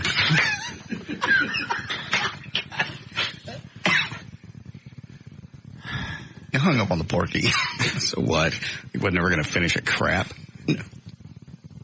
I forgot about the Wile E. Coyote talking. Yeah. I never even knew he did. How we doing, Eddie? Yeah, close. All right. Yes, Christina? I would like to know why you're so obsessed with Alexa. She's got a big honker on her. I know it. Just something to grab. What, are you going to buy her a nose job? No, she don't need a nose job. That's a new set of cans, and you know what? She's been wearing some tight shirts over the past 3 or 4 days. It looks like she's got a nice C cup on her. I don't know. I think you need to invest in about $15,000 in her, and then you've got candy. But you know what? When I go after somebody, I don't go after something to change. If I appreciate somebody, I appreciate them for what they are and not what I can make them. That is the biggest line of BS I have ever heard in my life. It sounded sweet, didn't it? It was for heartfelt. But, man, I've had fantasies about just reaching over and grabbing her nose. Why? No, not pulling it off. Oh. Pulling it towards you. Yes. It's just going to get bigger. No, it's not. Guys' noses get bigger. Chicks' noses don't get bigger. It doesn't look that huge when she turns sideways. She's great. Looks good on her. Oh, but from the front. I'd love to watch milk blow out of that nose. It kind of fades into the tan. No, she doesn't have a tan. She's a little too pasty for me. She has a tan. No, I don't think so. I think she's just kind of, she's olive skin because she's Greek. You know what that means with the Greek women? I don't know. I just don't get it. I don't care if you get it or not. I'm not trying to get it in your pants. Celebrity worship syndrome. There's just 2 more. All right, go ahead. You might be obsessive and borderline pathological. If I were lucky enough to meet my favorite celebrity and they asked me to do something illegal as a favor, would I do it?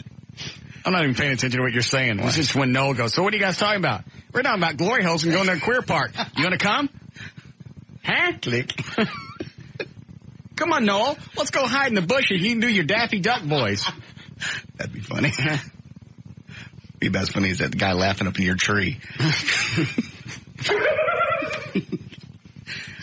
All right, what was the last one you read? And finally, it was the one that I ignored. If I were lucky enough to meet my favorite celebrity, and they asked me to do something illegal as a favor, I would probably do it. Absolutely. If Alexa told me to go do something, if there was something in return. So far, you're 7 for 8.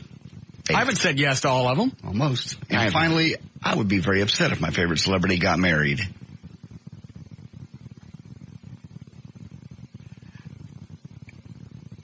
Let me point out the difference. Here's the difference. Okay. Hardcore. Now, wait a minute. Celebrity worship center. Here's the difference. All right, so let's just, we'll continue since we used Alexa for all of this. Okay. All right. There's a big difference because she actually is accessible. True. There's a possibility with that. It's not like I'm chasing down Cameron Diaz or somebody like that where I've got the hots for them. And I'm sending Cameron Diaz emails. Or trying to meet her. Or hanging out, out off one of her movie sets. Not the same thing. This is totally different. This is something I could actually work into. You could physically meet her. You haven't. Haven't spoken to her on the phone. I haven't really pushed it. Okay. Then you're just borderline. I think it's a possibility. Now, if I was doing it with a movie star, that would be totally different. Okay. She won't come on the show with you. She won't call. She's scared. She's thought about it. She said Janet St. James from Channel 8's talked to her. She goes, you should go on. There's nothing going to happen there. Janet St. James is a little cutie. Mm-hmm. She keeps coming on. She knows nothing's going to happen. I like to grab her by the nose, too. Mm-mm. Oh, man. Anyway, I don't think a lot of people have this for you, though. I don't. Oh, yeah. I think it's retarded. Mm-mm. Plus, if you pinch their nose, they can't taste it. God. You're disgusting. You wonder why she won't come on. Well, I didn't say nothing. Yes, you did. I just said if you pinch their nose, they can't taste it. I didn't finish the whole sentence. Like earlier when we were talking to Sir Mix-a-Lot. I just said we'd get him a porch to sit on. I didn't say nothing else. Did I? No. Thank you. Therein lies the magic.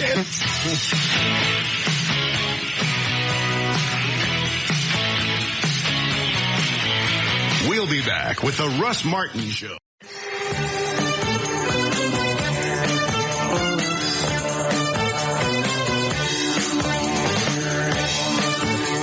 Well, now it's not the time for somebody to walk past the window in the studio. No.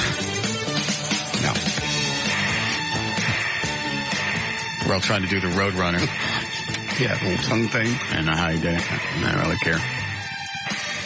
It's amazing to me that his dad would come up with, Mel Blanc would come up with 1,500 different characterizations. Like I said, with Rich Little or an impressionist, you already have something to work with. You just try and mimic something you've already heard. He had to create something different. All right. Just going to do something here. I forget. Oh. Hey, Brainiac. Yeah. Did you ever get a hold of Mike Reno? Yeah. I'll be right back.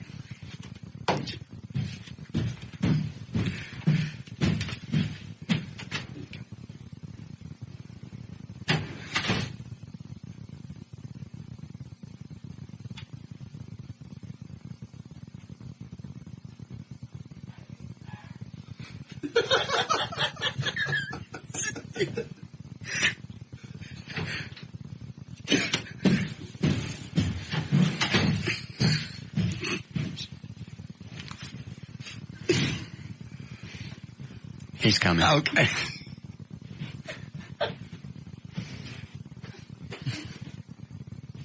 What'd he say? Well, was gonna call in. That's, where is he? He's at home. Is he calling us now? No, he's got to go to a parent-teacher conference, and then he's going to call us after that. Oh, okay. We talked about, I got hold of him. He said, I know what you want to know. What do we want to know? What he was wearing. I don't care what he's wearing. What do you have on? He said you had that pink leather thing on.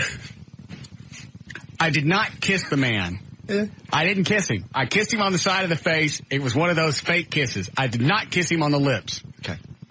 You get the polygraph chick up here and ask her if I kissed Mike Reno on the lips, because I didn't. You're blacked out. How you know? Because I remember. I remember that. Okay. I remember bits and pieces of the night. I don't remember most of it. I couldn't tell you what they played. It was a great show. That's the only thing that pissed me off. I was looking forward to that for weeks. It's going to be the white trash party. It's always a great big crowd. This year, we got a great band. I don't remember crap.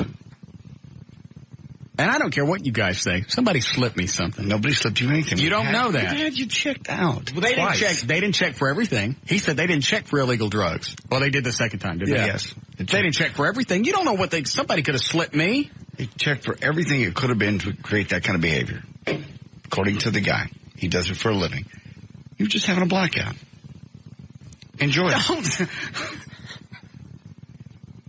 What I don't understand is to get that drunk, I would get sick. I've never gotten that drunk before and not gotten sick. You're getting a tolerance. And I'm not being a smartass.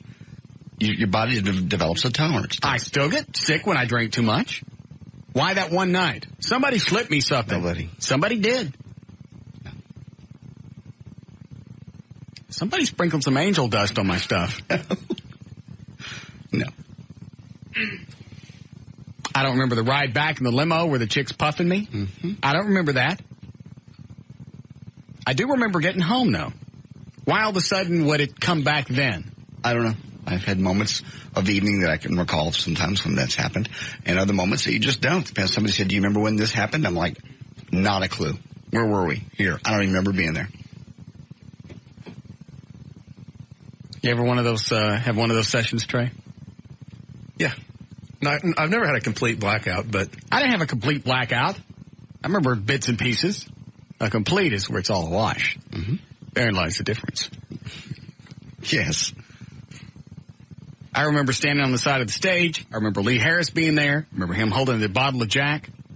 Rob was there watching the whole crowd. You remember playing air guitar for 45 minutes to an hour? I remember it being that long. What I remember was like maybe a minute and a half, 3 minutes. You missed a few.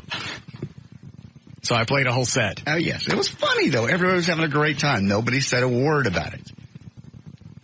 Screaming lover boy. Yeah. You were having fun.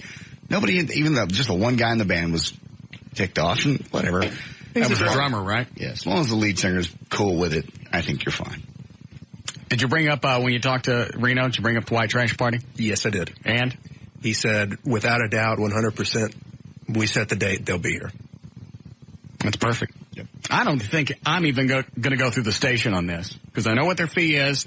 I'll just front that, take a piece of the door, and once, let's say that the fee is $100, just because that's easy for me to figure. Mm-hmm. Once we get $100, everything over that, I'll put back into the Police Fire Foundation or to Operation Kindness or split it or give it to the troops or whatever. As long as I get my cash back, we'll call it a wash.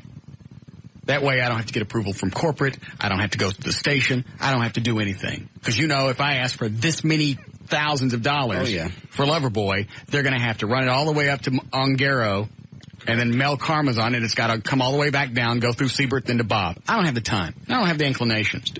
And I know damn well I'm not going to lose my money. Mm-mm. Plus, this way, I get a piece of the door, and that can go back to the foundation. We literally, So I couldn't have pissed them off too bad. If they're going to commit, we hadn't even picked a date yet. Nobody was ever pissed off. It was fun. Yeah, he had a great time when he was here, so.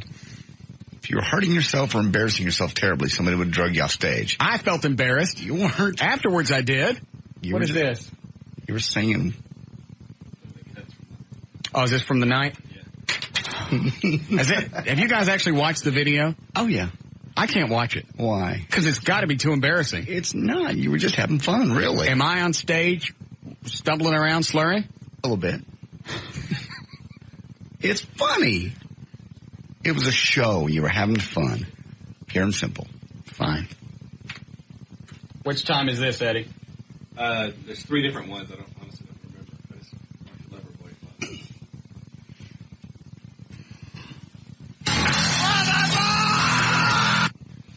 That's the one. That's one of my favorites.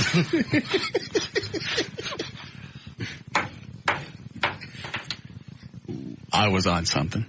Somebody gave me something. There has to be some type of drug out there, and I'm going to find it, that doesn't show up in your blood or your hair. There's one out there. You're right. Ready? It's called alcohol. Ha, ha, ha. Shut up. Yes, they're See? Eddie, what? There really are. Honestly, I can't remember the names of them, but I have a list of them at home. Of course you do. Hanging from the fridge. There you go. And also, we waited a while before we had me tested. There could have been something that just came and went in my bloodstream, short of the alcohol. No. I don't think I drank enough to black out. Clearly you did. That's all that matters. It's not that big of a deal. It's embarrassing. Well, yeah, but so? I don't like it. Don't do it again. I don't know what they slipped me. Nobody slipped you anything. Jack Daniels, that's all they slipped you. And one beer. Yeah, that was a Corona Chloe handed me when I came in. And we started drinking very early in the day because Mike Green was here all day. Yeah, but we weren't drinking heavily. No. It's just your body builds up a tolerance. It really does. They say they're serious alcoholics can get stopped by the cops and blow just 3 or 4 times the limit, which normally you and I would have been dead. Right. And they can still function. They're obviously drunk, but they can still function at that level. And that would kill us.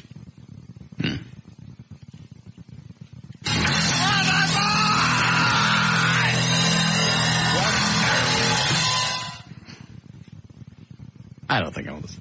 Come on. How long is the actual videotape? Did they videotape the whole thing? I never watched it all the way through. I've slid through bits and pieces, yeah. Do you know, Eddie? I think it's a little over 2 hours. Oh, God.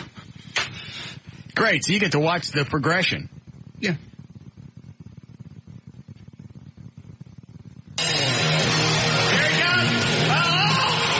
I really can't. Please. It's been a long time since I've heard this. Is this trying to bring you back on stage? I don't know. Okay. There was a time you were calling. And I'd like to point something else out. This is just the mic. My mic, you can't hear the crowd. You can't hear anything else. So it makes it sound like I'm on stage by myself in an empty room. I can hear a crowd. I don't hear it on this. I hear the band. You hear the band and you just hear the one mic. That's why I sound so stupid. You don't hear the people cheering. Yeah. You don't hear that. You don't hear that at all.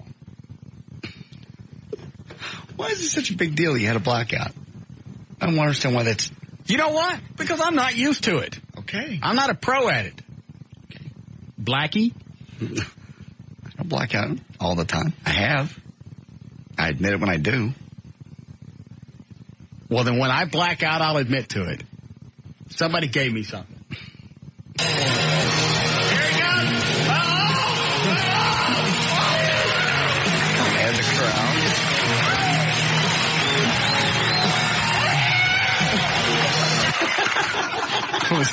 Was that me? Yeah, it was you. What did I just say? I couldn't tell, really.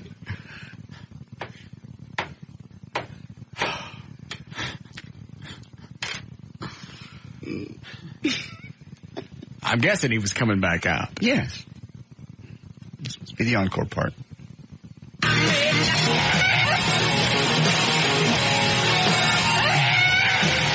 There he is. I think that was it. There he is.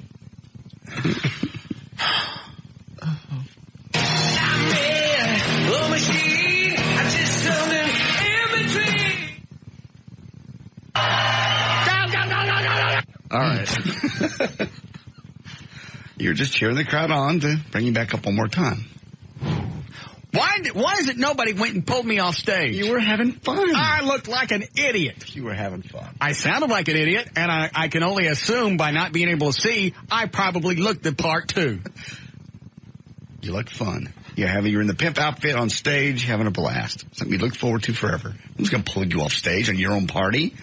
Unless you were going to hurt yourself, which you weren't.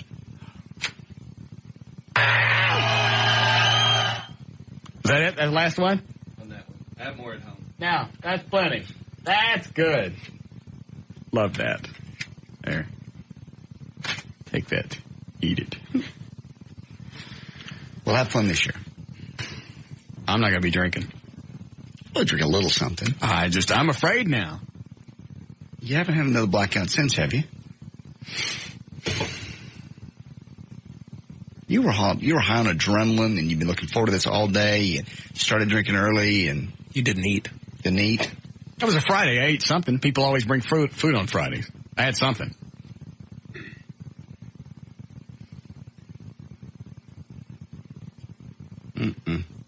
Nobody slipped you anything. Yes, they did. Okay. We have no proof, so we can assume you're right. I need to check between my toes for needle marks.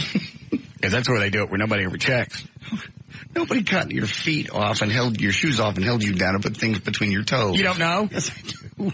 We would have noticed that. Nobody ever checks between the toes for needle marks. Somebody would have seen that. Do they, Eddie? Never. See?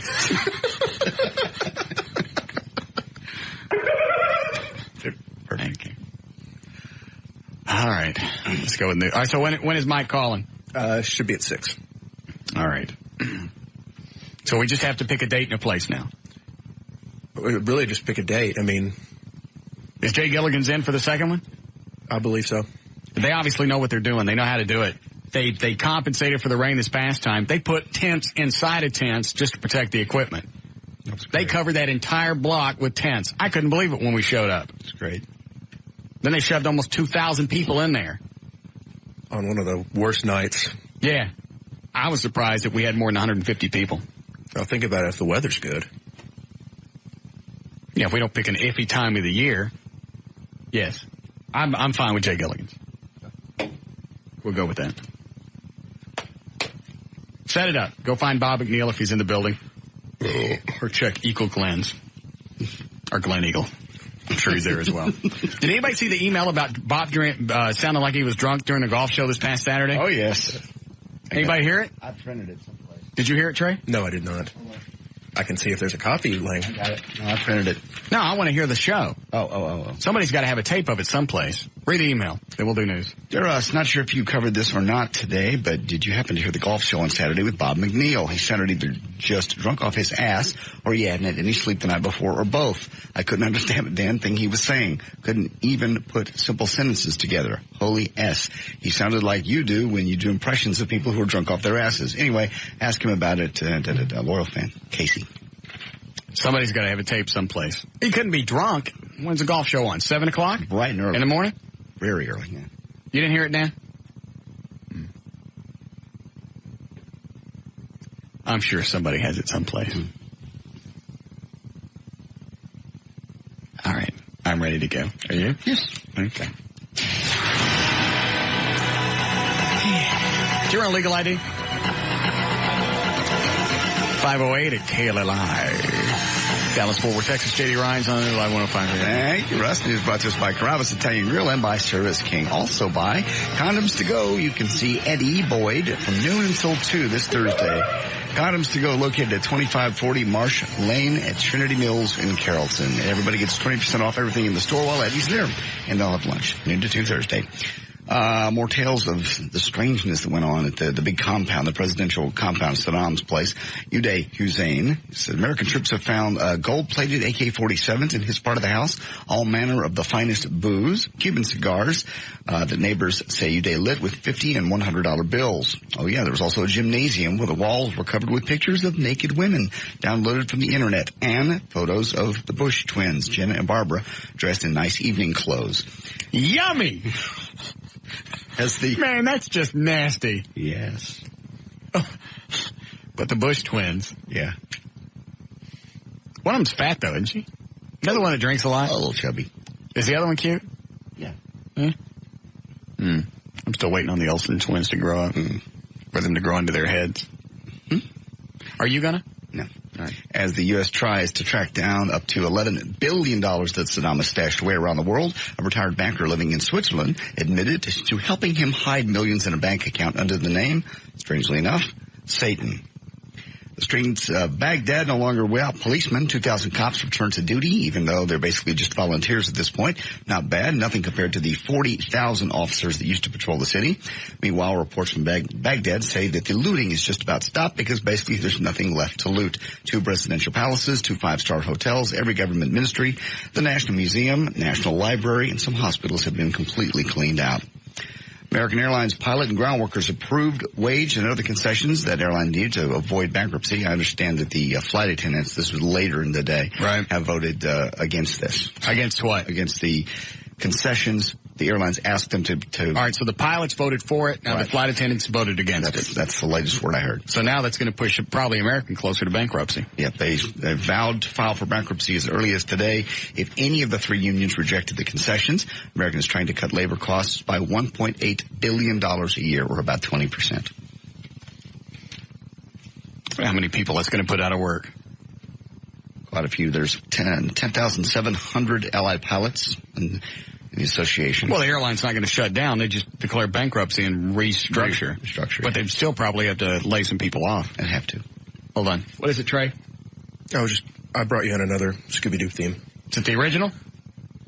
It's abbreviated, but I think it's more of what you're looking for. But I don't. Does that have the laugh on it? You don't know. I don't know. Don't put the headphones on. You're not staying. Get out.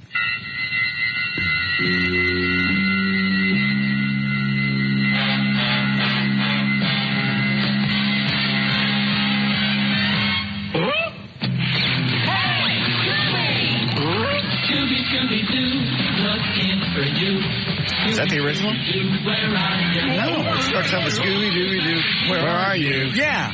Got some things to do now. Yeah, that ain't it. You're giving us like the Scooby Scrappy Comedy Hour or whatever. That's probably got the Hudson brothers on it. Get it out of here. Okay.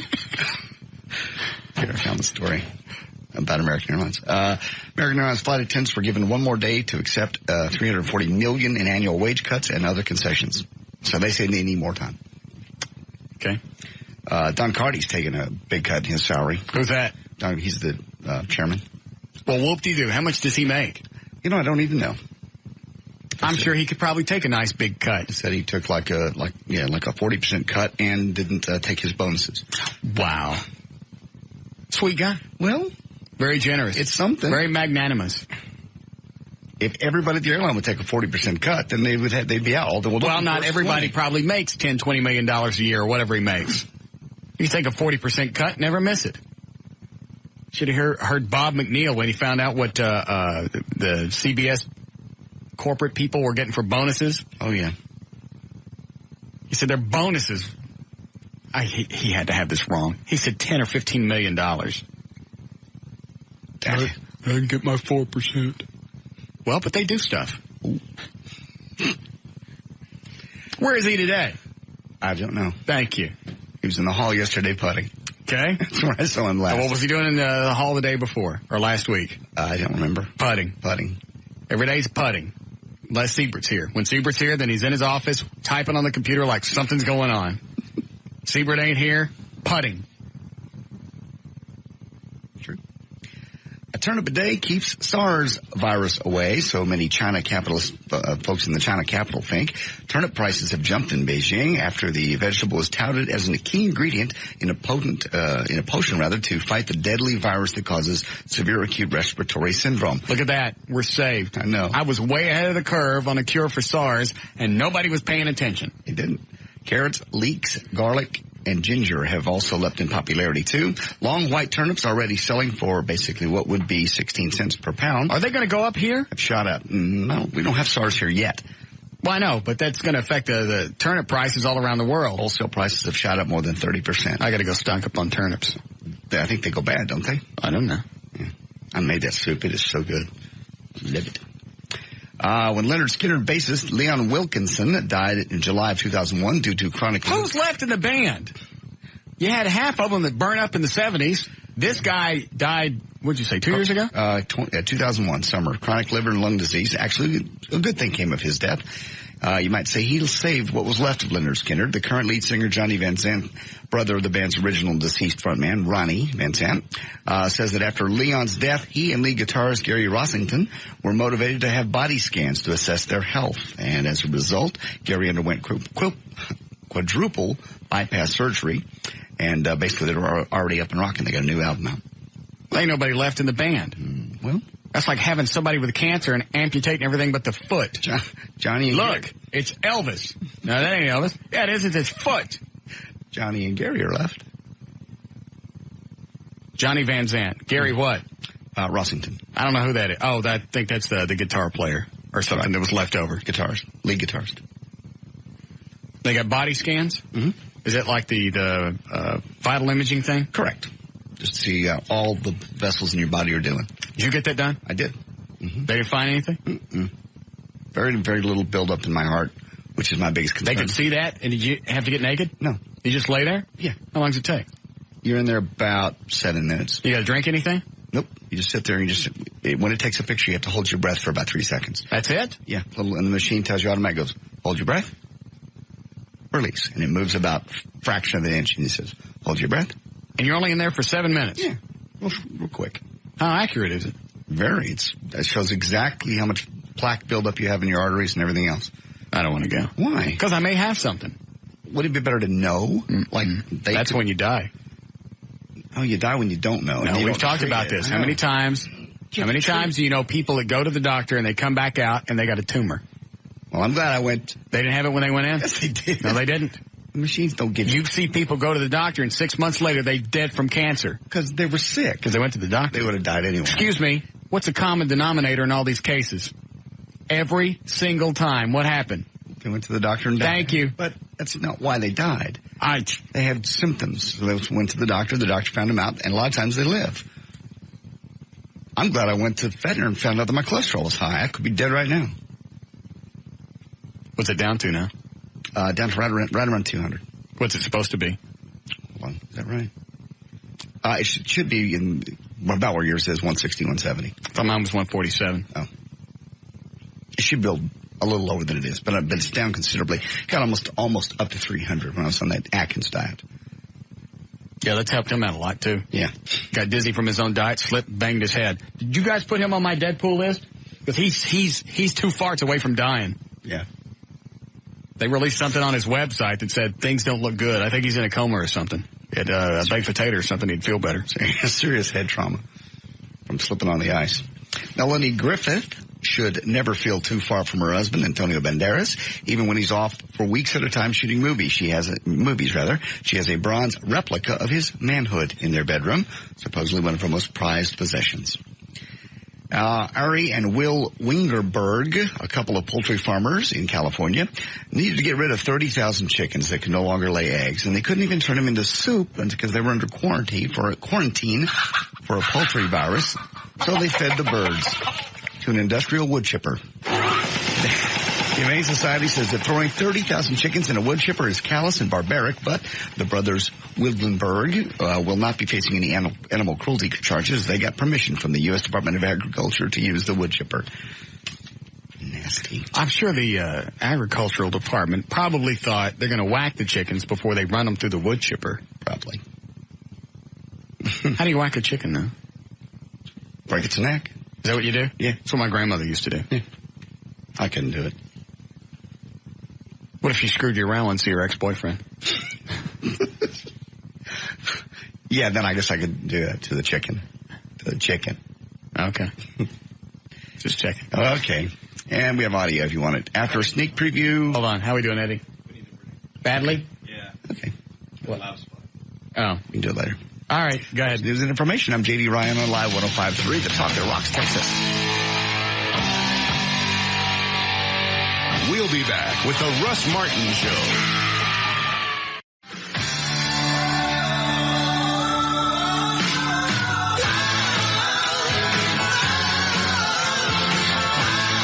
All right, 525, check on traffic. Gail Lightfoot? Yes. What do we have this time? Oh, okay. I'm sorry. We've got Car Toys and Expedia.com and AT&T Wireless. When you know your kids heard you the first time, that's M-Life, your mobile life made better from AT&T Wireless. Calling plans for the whole family. Call 888-MY-M-Life to learn more. Southbound 75 Central at Royal on the service road, there's a crash. In Fort Worth on the North Freeway, southbound 35 at Northside Drive, there's a collision. Also eastbound, Loop 820 before Mark IV Parkway, you've got the right lane blocked. Now in Plano, southbound Dallas Parkway at Tennyson Parkway, there's a crash. You got one eastbound northwest past Plano Road. And all those locations for the post office that are going to be open till midnight, you're going to have a lot of congestion around those. You got Beckley at I-30, Valley View Center, also around the DFW Airport area, Southampton at 67, and Mark IV Parkway at Meacham Boulevard. Also in Fort Worth, you've got Lancaster at Jennings. And this also brought to you by Boston Market for a limited time. Try Boston Market's new Cordon Bleu chicken, Cordon Bleu, with ham, mozzarella, Dijon cheese sauce, and crispy breadcrumbs served with 2 sides of cornbread for just $6.49. Boston Market, we're always cooking. I'm Gail Lightfoot with traffic on Live 105.3, the talk that rocks Texas. Thank you, Gail. Going to be a little windy tonight, 61 for the overnight low. Then nice again tomorrow, sunny and 82. Maybe some storms coming in for the weekend, of course. 74 degrees currently at Live 105.3, the talk that rocks Texas.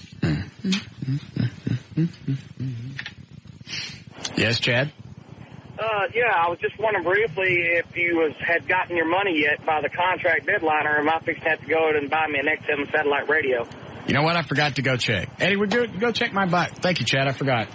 Check my box and see if they've drafted my check.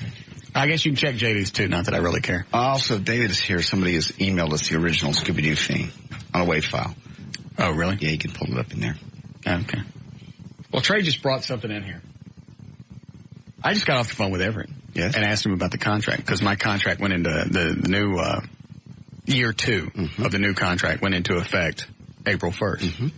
So today when the checks came in, the raise should have been on there. It's not, which we consider a breach of contract, and according to Everett, a severe breach. So I was going to give him until close of business. Everett actually said it would have to be midnight. Oh, okay. Well, they're not going to do anything after 5:30 anyway. Nobody's going to come up here and write a check. All I know is I don't see nothing on my check. Now I'm going to have to start selling stuff. No, you're not. Yes, I am. You were living on what you were making before with a lot to spare. No. I'm severely in debt. I needed that money. You can't just leave money out of somebody's paycheck. You're willing to give me $3,800. You're willing to give me $7,000 to pay my taxes. That was to help you with your stuff. Yeah. Is it in there? Nothing?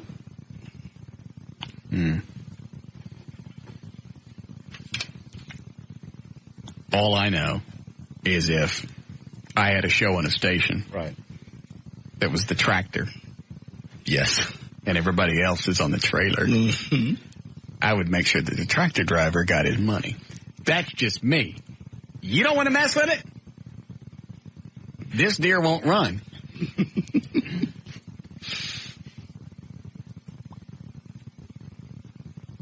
And I got to go home and have a garage sale. No, you don't. I have to pay. We tote the note on the Batmobile. How embarrassing. No. You have plenty of cash. Burn my house down and collect the money. No. Trey brought me in another Scooby-Doo thing. Okay. Why is it? I don't remember all these different versions. I don't either. I don't know if they're from the movie or from when, like you said, when Scrappy came along or what. All I know is there's one of them. It's got that weird laugh in it. Right. It's the regular one. And it sounds just like John, who was trimming my trees over the weekend. That one. Yep. Scooby-Dooby-Doo, where are you? We got some work to do now. It doesn't have the noises at the beginning. That may just have been on a television show. Well, that's what I'm looking for. Oh, the actual one. Then you have to pull one off of an actual video. I don't know. I don't watch the show enough to know. Scooby-Dooby-Doo, where are you? We got some work to do now.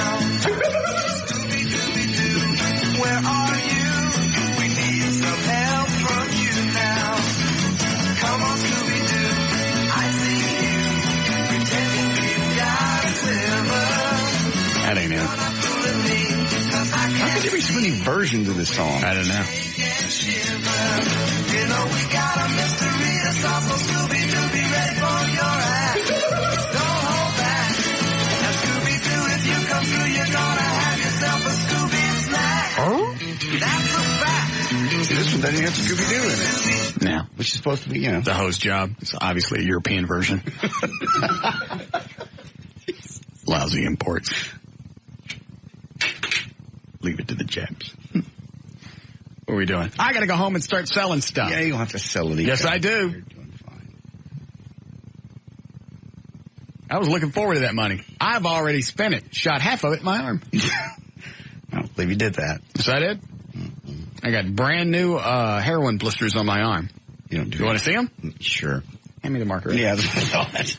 No reason to mark your arm up. Anyway, Everett says that's a severe breach of contract. It certainly is. That one's pretty clear. And it was on yours as well. Correct. Where would we go if we left? Don't know, but There's nothing left. AM, FM. What else is there?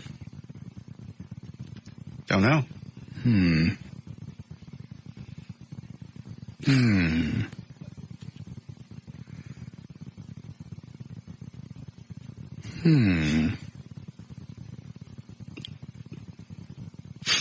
Oh,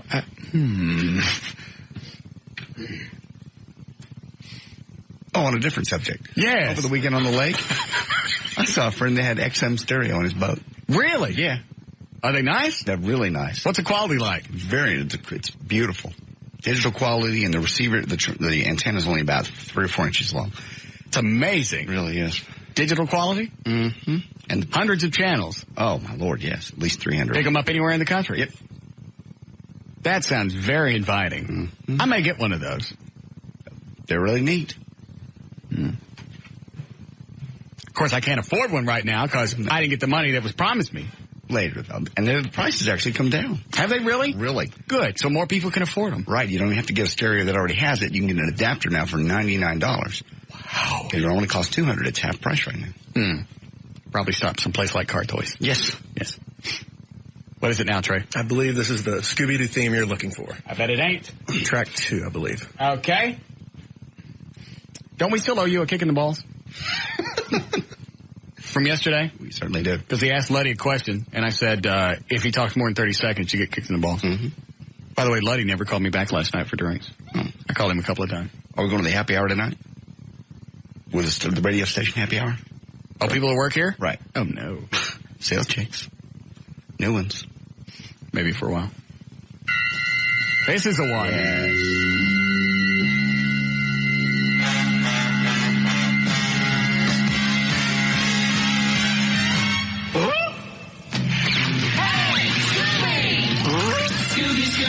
That's like the same one. All right, that's the first track. Could there be so many versions? I don't know, but it's confusing me. Yeah. That's the one. Scooby-Dooby-Doo, where are you? Finally. We got some work to do now. Scooby-Dooby-Doo, where are you? We need some help from you now. Come on, Scooby-Doo, I see you. Does it have the laugh in it? You got a sliver. You're not fooling me, 'cause I can see the way you shake and shiver. You know we got a mystery to solve, so Scooby-Doo, be ready for your act. Don't hold back. And Scooby-Doo, if you come through, you're gonna have yourself a Scooby snack. Scooby-Dooby-Doo, here are you. You're ready and you're willing. I don't hear it.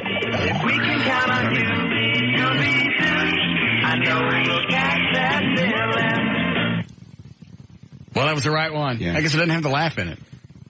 I used to wait. It'd be August, and you'd watch the Saturday morning previews coming up. In September, all the new cartoons. I couldn't wait for Saturday mornings when I was a kid. Yeah. That's before I found out about masturbation. And then I combined the two. Yes. I would whack to Josie and the Pussycats. Mm-hmm. Penelope Pitstop, possibly. Nah, she never did it. I liked Josie and the Pussycats. Long tails and ears for hats. Meet, greet, groovy song. You're invited. Come along. Hurry, hurry. Doing? Nothing. What do you want? Are you leaving? Yes. Don't forget to fly out. Like Space Ghost. Hold your arms out. Or Frankenstein Jr. You can do that too. Hold your arms straight out. He sucks as a superhero. Well, you beat him down. He don't even know how to fly. No. Hello, Michelle. Hey, Russ. Yes, ma'am. Just when I think you're a complete genius when it comes to relationships and the advice you give JD, you blow it. With what? What's the purpose of taking a chick that you dated a few years ago and, just busting up her marriage? Because she's got it coming. It's just revenge. No, it's revenge. not. It's not revenge. What purpose does that serve? It's a lesson that it has to be learned. I'm sure I'm not the only one that thinks that it just serves no purpose whatsoever. Serves plenty of purposes. She screwed me around when we were dating. She got to spend time with her ex-boyfriend. Caused me immeasurable amounts of pain and agony, embarrassment, humiliation. Mm-hmm. I say busting up her marriage is the least I can do. Fair. I think it's a very small payment for the agony she cost me. How about that? Is that enough? I don't know, man. I think you should be a bigger person than that. Here's my response to that. Thank you. Plus, I don't know that I'm not going to have feelings for it. This may not totally be just a grudge, F. We could get together, the magic could still be there, and we could rekindle the relationship. Good. Just do it. People do grow as they get older. She's not. She's still cheating. I've said this 100 times. If she's still cheating on her husband, she will cheat on him. You don't know if she's going to cheat. I haven't slept with her. We've just talked. She's not being honest with her husband. We don't know. We don't know who she's being honest with. You told me she said she was going to Houston to her husband. Oh, was that a host? That was all the host job when I said she didn't even show up last weekend. All right. Checking my lies, would you? Sorry. But when she comes to Dallas, she's going to have to say she's going to Houston because that's where she has friends. That's where I got that part of the story. Okay. Because there's nobody here anymore. All her sisters have moved out. There's no family. There's nothing. She doesn't know anybody in Dallas-Fort Worth anymore. And you would trust her after she's A, screwed you, and B, cheating on her husband. Let's assume she does. Assume she does what? Comes here and screws around on her husband. Cheats with you. That's because she still loves me. She married him. Love conquers all. She gave vows. Love takes time. No, it doesn't. It does. I like you, Orleans. No. Anyway. I know. Love is in the air. I know. Love is all around. Mm-hmm. No need to fake it. Okay. Love is all around. Yes. Something, take it. Yeah. You're going to make it after all. Okay. Thank you. I don't trust her. I'm surprised. I don't know what it is about the relationship. I would just love to let it go. Obviously, there's still some obsession there, or I wouldn't be looking her up over a weekend on the internet. Just happened to find her at a radio station out of state. You didn't get closure. I mean, I hate to throw that old word back. You didn't. She did. She got married. We don't know that. We know she got married. I stopped. Well, we do. We know she got married, but it could be because she couldn't have me. You don't cheat on your husband. Well, we don't know what's going to happen. She's dating. How about that? She's coming to see you. She's coming to see me. I'm an old friend. Okay. And if you have sex, she's a cheater and a liar. Okay. So you want a cheater and a liar in your life? Just because she's doing it with me doesn't mean she'll do it again. Strangle you. Strangle. Yes, Lucy? Yes, Russ. I listen to you every day. Thank you. So do I. And I live far away from you, so I listen to you every day because you're entertaining. But yes, there is no snatch worth all you're going through. Yes, it is. Probably the best snatch I ever had. It had teeth. Well, I hope so, because if you're willing to... It had teeth and massaging fingers. I hope so, because if you're willing to go through all that again and try and trust her, more power to you, baby. And you know what? It's not just the sex. That was just a little bonus side to it. Because you hear guys, thanks, Lucy. You hear guys staying in a relationship and they go, well, God, the sex is out of control. Mm-hmm. You know what? You can get out of control sex any place. Whether it's, somebody on the side or you pay for or whatever. You can have that need met. There's just something about that relationship. I don't know what it was. I don't have an answer. Maybe if she comes into town and I can talk to her and I remember all the crap she put me through, then that'll be the answer I need. Possibly. I don't know. When you're talking to her on the phone, which you have done. Yes. Several times. Uh-huh. Is there a click? Is there energy? Is there magic? That never went away. Okay. Even though we do know she probably cheated on you with her ex-boyfriend that weekend. That could have been all my paranoia. She stayed out all night with an ex-boyfriend when she said she'd call you all night. Not completely all night. Didn't call you till the next morning. Took him to the Barry Manilow concert she'd promised to go with you, and then drove him to the airport. Spent the entire weekend with him, gave you no time at all, even though you swore if she did it again, one more time, that was it.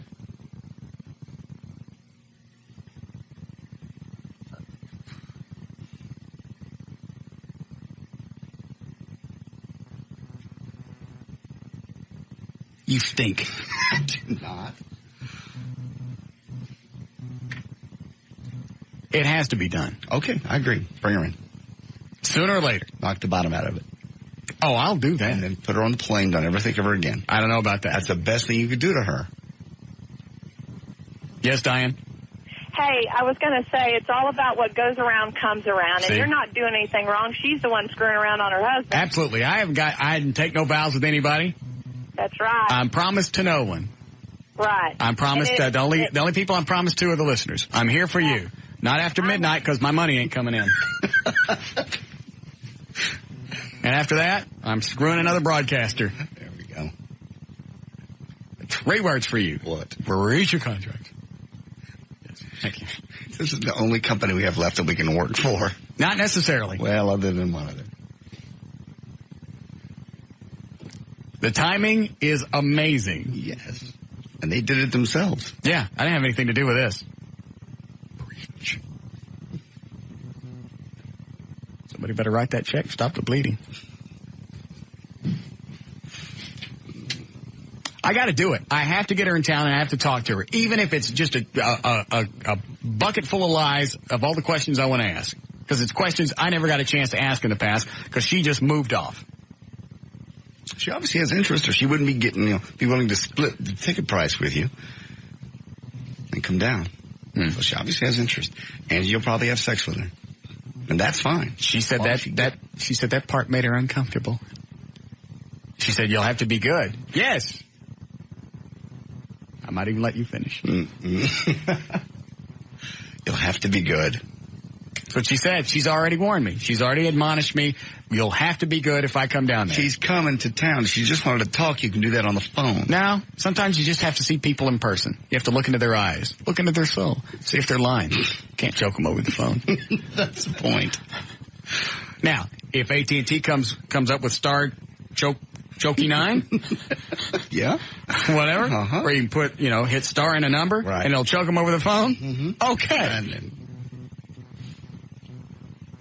Have you thought it out both ways? What if she says nothing happened that weekend with my boyfriend? Nothing. You're not going to believe her. Well, there's nothing I can do about it. And she says, yes, something happened. We screwed all weekend. We just got at it. It was nasty, dirty, awesome. Like a zit.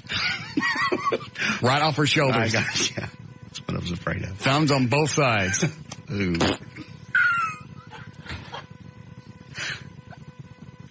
But now that the emotional attachment is gone and she's got nothing to lose or gain, there's certainly no reason to lie to me.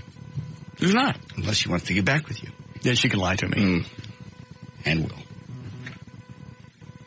How we doing? We do? All right. Yes, Dan? I'm here. Hi, Dan. Yep. Hi, Jay. How are you? Good. Good. I guess you've forgotten about one of the commandments that Moses brought down from Mount Zion in the Old Testament. Thou shalt not covet thy neighbor's wife. We don't live anywhere close.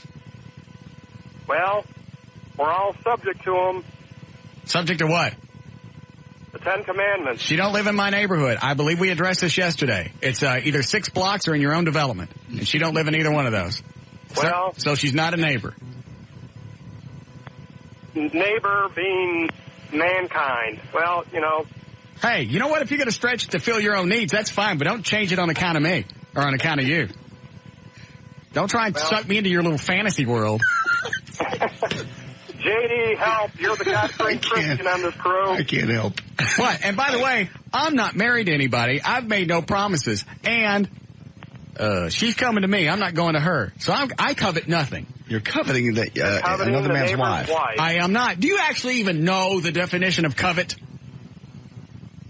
It would mean what? In the biblical text, basically, as Jimmy Carter said, even lusting in your heart after your neighbor's wife could be construed as covetousness. Fine. Fine. Quote a peanut farmer.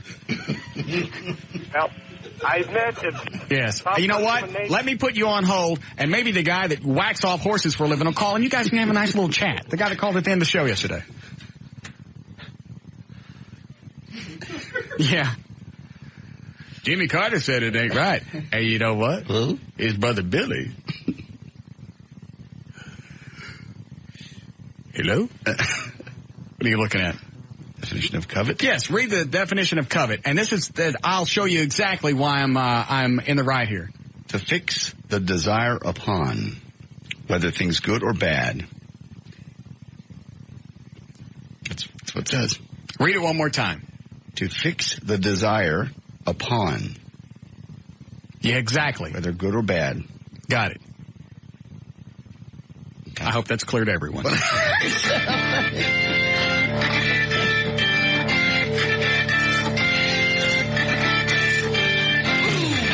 back with the Russ Martin Show on Live 105. I didn't ask her to come to town. She offered it. That doesn't She's matter. the one. Yes, it does. I didn't say, I just called to see how she was. Just to call and see how somebody is not coveting thy neighbor's wife. You're desiring That's to have just her now. checking. She's offered to come down here. She offered. That's still... Nah, it's totally different. If somebody offers, that's not the same thing as coveting. Yes. No, because when she gets here, you're going to want to do her, and that's coveting. You have a desire fixed upon her.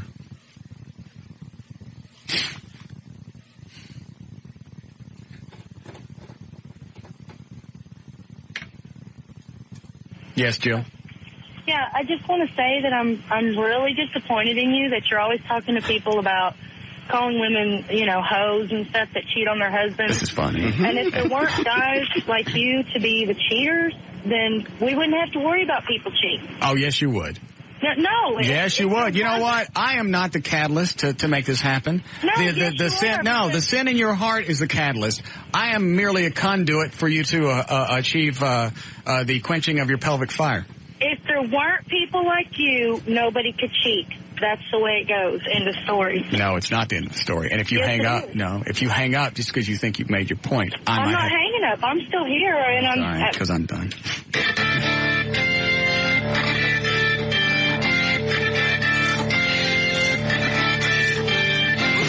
We'll be back with the Russ Martin Show. You what? I don't know, JD said something. What? I was being silly. What'd you say? It won't make any sense on the air. You were trying to fool me last break. I walked by the window. I went, are we back? And you went, no, I'm doing a D&M spot. Oh, it's when I was in traffic with Gail. Right. And I walked halfway down the hall with Gail. So you just came in and said, it's this us? And I went, no, it's a D&M spot. I was talking to Seabird out in the hall just now. Yes. Yes. He's trying to get the check cut. I told him. I forbid that. Out of your hands. I ain't done talking shots.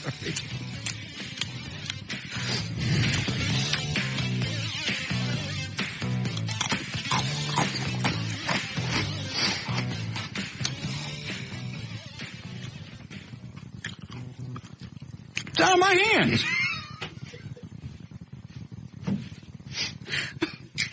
Yes. Well said. Thank you.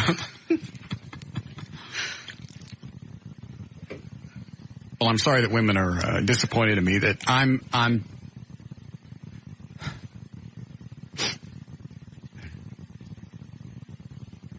just chasing love. Love's eluded me. Love's eluded my grasp. I think I can get that from Julie.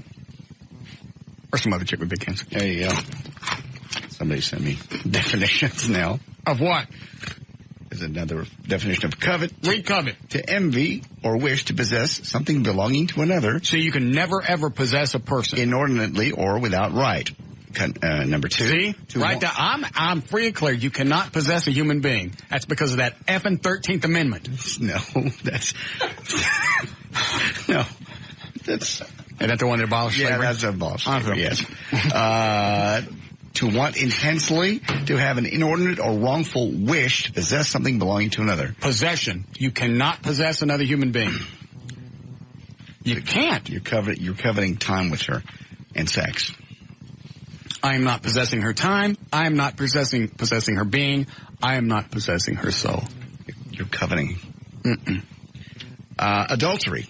Willing sexual intercourse between a married person and another. I ain't married. Thank you. She is. No, they talking about two married people. Both a people. married person and another. Both meaning a married person and another married person. No. I ain't It doesn't married. say another married person. Yes, it does. It says and another. There's no reason to say married person twice. That becomes redundant in the context of the sentence. Check your syntax and shut up. Married person and another who is not his or her spouse. That's adultery. And I'm not married. Somebody also sent me hypocrite. Oh. What? One who states or pretends to hold beliefs or principles he or she does not actually practice. I didn't do it. I don't know. Well, so. Okay. Remember what I said yesterday? It still stands. I can't remember. So. Oh. Got me. Thank you. Yes, Teresa? Yes. Hello, Russ? Yes, ma'am. Are you an adult? Yes, ma'am. And is she an adult? Yes, ma'am. Then I believe that y'all just do whatever feels right. Thank you. You did not call her and beg her to come back, correct? No, ma'am. I gave up on that relationship several years ago. You searched her out on the internet. I just wanted to see how she was because I still had feelings for her. But just because she's coming here doesn't mean that you're going to get all sexed up with her. Absolutely not. You're right. She is having problems with her own marriage, and maybe she respects you enough to ask for your personal opinion. Yes, that's probably what she's coming down here for, because she knows that I've given very valuable advice before in relationships. Well, not only relationships, but to all of us great listeners who love you every day. Yes. But also... You're a very, very kind, sweet, and intelligent woman. Thank you. I always say I haven't lived 40 years by being stupid or ignorant. Oh, absolutely. Whatever Started y'all today. do, y'all... You leave her alone. How dare you? How effing dare you? How dare me? Not you. JD just said you were stupid. Oh, JD, kiss my booty, okay? All right, see? Ha, ha, ha. And why? Toot for kiss booty? Now what? Nothing. You ain't got no answer to that. I don't have a comeback. Toot for kiss her booty. I don't have a comeback. I just want to say to all the people that are ragging on you. Yes. People don't cheat on people unless they're unhappy. So there is something wrong with her marriage. That doesn't make it right. Nobody said it was right or not. Okay. And That's all the guy was saying. Maybe she did cheat on... Shut up, I had enough of you. So, now you got two things to think about later tonight. All right, I'm going to write them down. Good. You got your pen? Got it. So, suck your toe. So, suck your toe. Toot for booty, kiss her booty. Thank you. Booty.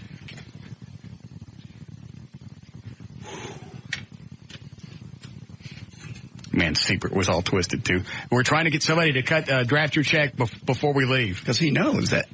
I mean, we've made fun of breaches before. This is a severe breach. You know what? This is far beyond the I didn't get my pointy hat breach. Yes.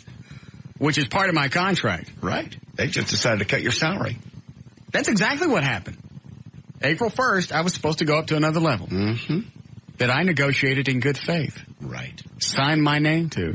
Made promises to this company and to the listeners. To ordain and establish this contract. You're borrowing from the Constitution. So? Okay. Did I got to pull out the toe thing again? No. Then shut up. I will. What line am I on? Yes, Wade. Russell Dean, you're going to be the booty call. You know that, right? That's all you're going to be in this. How terribly horrible. You're going to get hurt, buddy. I will, I'll do the best I can to finish. Thank you. Yeah, whenever you go arguing. Dude, really, don't help me. You got some hot 6-foot blonde that's going to fly down here and bang me silly, and I'm going to complain. I'm not black, but I may say the N please. It's almost uncontrollable. Right. Somebody get Woodrow on the phone. I don't know what I'm going to do. I just told you guys to fill airtime. Maybe her marriage is already cramped. 5 months? Who knows? I'm guessing she got married just because you know what? I don't even give a rat's ass. They're still feeling for her. I'm not, this is legit. From here, okay. All right, from when I say go to when I say stop, this is legit. All right. Anything else beyond that, it's just yanking at you. I got you. All right, you ready? Yes. Start. Go. It's an unfinished relationship. There's a void in there. I'd like to talk to her, see if I can fill any of that. If I can't do anything else about it. If she comes down and I bang her, I'm going to bang her. I can't promise there won't be any feelings. It was a special relationship in my life, and that's all I can say. Stop. There we go. Well, she gets off the plane pregnant. That'd be funny. Planes have stairs, right? Jesus. I mean, she gets off at the top? Yeah. That'd be okay.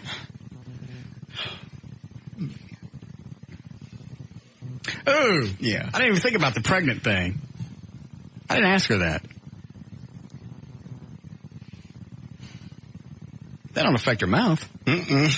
It don't. No, should be easy. Plus, you have the two great big orbital lactoids. That's true. Mm-hmm. She have nice cans? They're right. Tall, thin, lean. And I swear to God, it's like a morph of Faith Hill and who's the blonde on TV? The Deborah Norville. It's amazing. Very sweet. Kind of dingy. Who knows? Thank you. Piece of ass. I've seen her picture. Have fun. Thank you. I'm sure we'll get back together and I'll be in jail for 18 months. Why? Oh, yeah, you can't strangle them. The laws are so weird. I know. Freaky. Hi, Terry. Hey, what's happening, my brother? Nothing, my man. Say. Yes. Listen. Yes, sir. To all these so-called want-to-be moralists and your partner there, yes, you shouldn't even listen to JD. I won't. Because JD, did you get played by some young chick after you bought her some fake tatas and she dumped you like a... Fake. What does that got to do with what we're talking about? It got a lot to do with it. How? Simple. Okay. Somebody that gets played like you did. How much those tatas? Oh, everybody gets played. No, not like that. Yeah, they do. I mean, you get played. See, like Russ. Yes. See, like me? Yeah. Here comes the difference. Go ahead, Terry. Tell him, Terry. Russ is breaking it down like this. See, here it comes. Okay. Russ is a real man. Okay. See, that's why the street is different from anything you white guys don't understand. Because brothers know there's two things in life you never, ever turn down. Okay. And that's money and coochie. You He's never right. turn those two things down. I know. Her ex-boyfriend, when he came to town, didn't turn it down either. You don't know that she screwed him? Yes, I did. No, you don't. So do you. You. You're the real man that weekend, crying like a baby. Yeah, Terry. It's like this. Russ know what kind of hoe she is. Yes. And he's going to hit that as long as he can hit it. Till it comes out the backside. Thank you. I'm fine with that. And Thank you. if she's married, who gives a damn? That's her husband problem, not us. He's right. That ain't my concern. It got nothing to do with me. People calling in, jumping on Russ' case, especially you women. Say it. The only problem with them being upset that ain't what I was looking for. Get it at home, and they want to get it, but they too damn scared to do it. I understand. So stop trying to convict some brother that is doing it. All right. And just go and open your leg to the right man and be happy. Thank you. Later. Thank you, Reverend Terry. Here's the thing, and I'm going to drop this because I'm bored with it. Almost any guy would do this. Oh, sure. Thank you. Nothing else to say. Right, wrong, immoral, moral, legal, illegal. Covet, non-covet.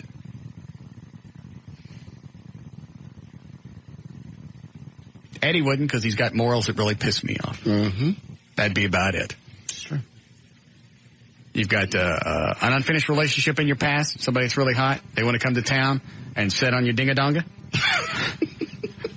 Yeah. And grind your coffee? Yes. Most guys would go there. I give a rat's ass to the consequence. I agree with you. Thank you. I'm done with that now.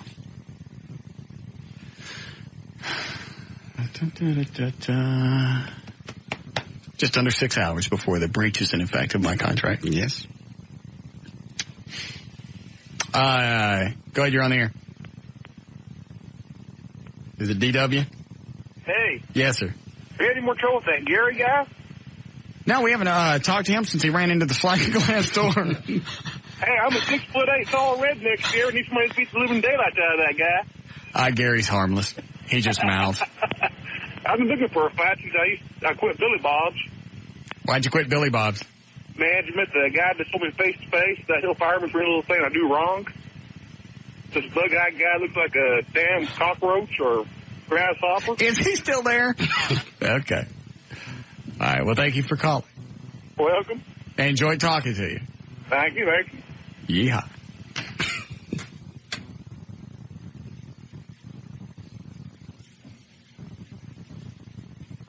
What? That's a word. All right. Kind of a slow day. I don't plan on doing much content between now and 7, since I don't know if I'm going to be here tomorrow. Well, if you're not being compensated correctly. I'm not. My contract stated one thing. I got less than that. Clearly. This is not some radio shtick. I may not be here tomorrow. I may never come back. All right. Legally, you can. Like, legally, you don't have to be here today. Mm-mm. And you know what? There are people that'll buy that. Yes. Every single time some jackass jock pulls that, well, you know what? Something's going on with my contract. I don't think I'll be here tomorrow. I think I'm going to take all next week off. It just happens to coincide with their vacation time. Yes. Or when the big ratings period starts. Well, coming up Thursday, I don't know if I'm going to sign my contract or not. I haven't decided. They all do it. And people always buy it. Always do. Yeah. You start getting emails. Hey, man, something's going on. The station's done it with AW. Pantoja used to be here. He got in trouble for some stunt he pulled over at Fort Worth Library. They took him off for a week. That was all he's just getting fired. AW got fired. Oh, yeah. Did you hear that?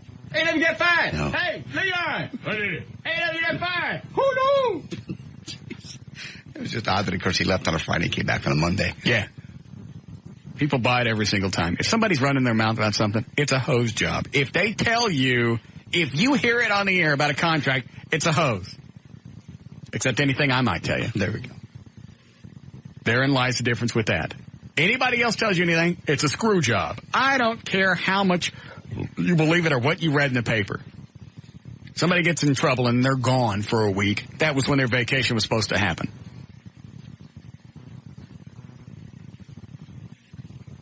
Me, on the other hand, I may not be here tomorrow. Okay. What is it, Ronnie? Buddy, I was thinking, since you're obviously the most performed bachelor in the area, I mean... The most what? The most obvious bachelor in the area. Oh, okay. I was thinking, why don't you do like a little radio version of The Bachelor? Have chicks send in pictures. We pick 10 of them. You take 10 of them out. We vote them off. And I don't mean just dancers. I'm talking about your sales chicks, your married chicks. I mean, the whole plethora of the things. Let's get the married everybody you chicks in date. on it. Yeah. I never watched The Bachelor. How does this thing work? They just...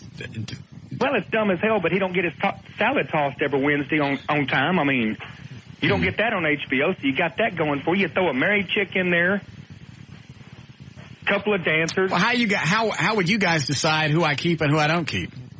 Well, it's easy.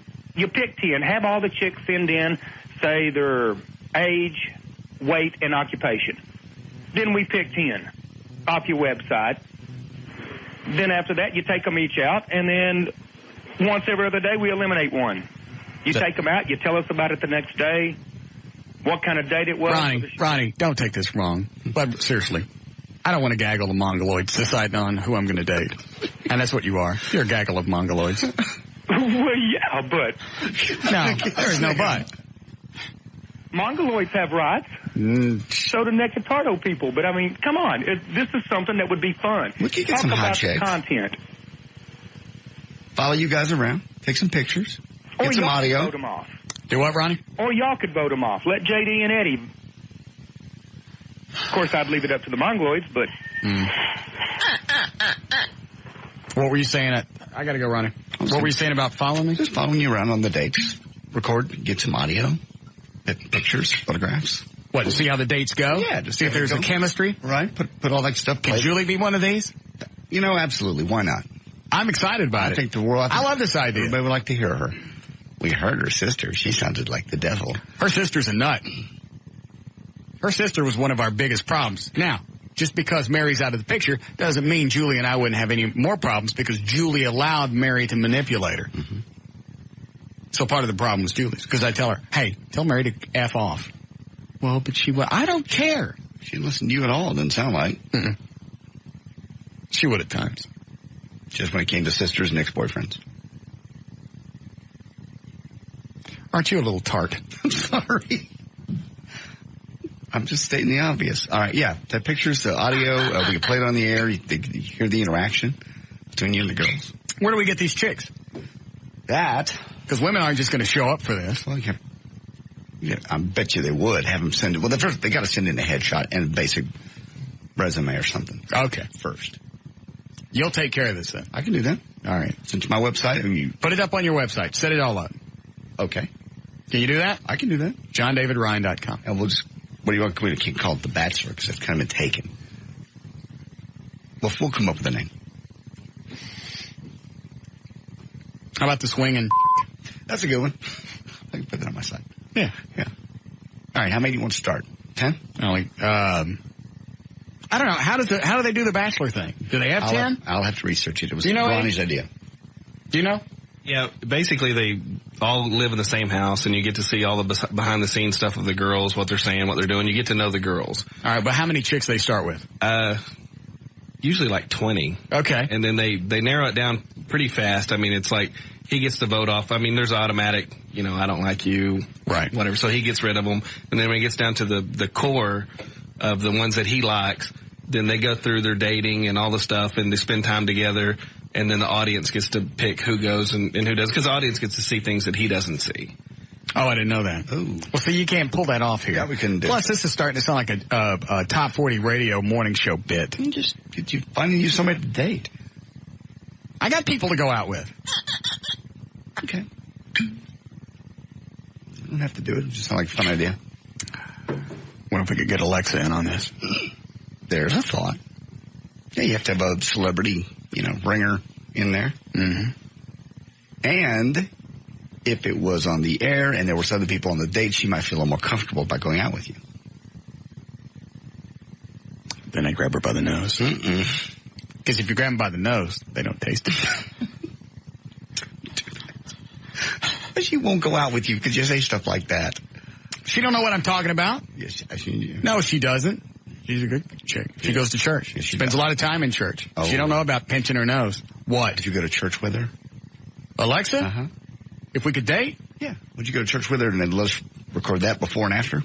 What do I care? Okay, I'm just thinking. Yeah. Different places you guys could go. I'm not going to grab her nose in church. No. That's wrong. Maybe on the party lot. Mm-hmm. Yeah. Because you know what happens if you pinch her nose. What? Don't taste it. Oh. You ready for news? Sure. Can we do it here, Eddie, or we're going to break? We're okay. Are we? I think I've never heard that. Yes, Chris? Do you realize you've gone 13 minutes without insulting and 3 callers without insulting one? What happened to the 15 minutes? You gonna do that? I didn't insult anybody. I didn't have a reason to. I don't know. Nobody was antagonizing me. Yes. I need an antagonist to start the 15 minutes of real radio. What I'm saying is that you're doing great so far since I've been on hold. I mean, I haven't logged exactly how many minutes you've been on with each caller, but you're on a roll so far. You probably spent about 6 minutes without seriously, well, except for the last guy when you started to, but you finally let him go without tearing him up. Hey, you're on a roll. Get your 15 minutes in and collect that money. All right, thank you. Maybe tomorrow. Okay. It'll be a complete block. And I'm not doing 15. It's just because it's going to be god-awful radio. I'll do 10. That'll be fine. Yeah, it can't be people that are agreeing with you and kissing your butt. That's easy. Yeah. It has to be people that are stupid and disagreeing with you, people you would normally scream at and jump on. Right. Perhaps we do that tomorrow. Okay. I'll get around to it sooner or later. I just don't know exactly when. You need to pick a day that you're in a crappy mood, too. That would even make it more fun. Because you'll explode. So now you don't think I'd even make it 5 minutes? I don't think you'll make 10. If you're especially in a bad mood and you have real callers on there that are like that idiot last night, right at the end of the show. Oh, the jackass that said it sounds... anybody could walk in and do 4 hours? Oh, I want him to call. I want him to call during that 10 minutes. I thought about that driving home. You absolute monkey taint. What an absolute idiot. And what does he do for a living? He breeds horses. I'm going to take the advice of somebody who watches horses and rearrange my show. Yeah. That was funny. Did you make that the promo?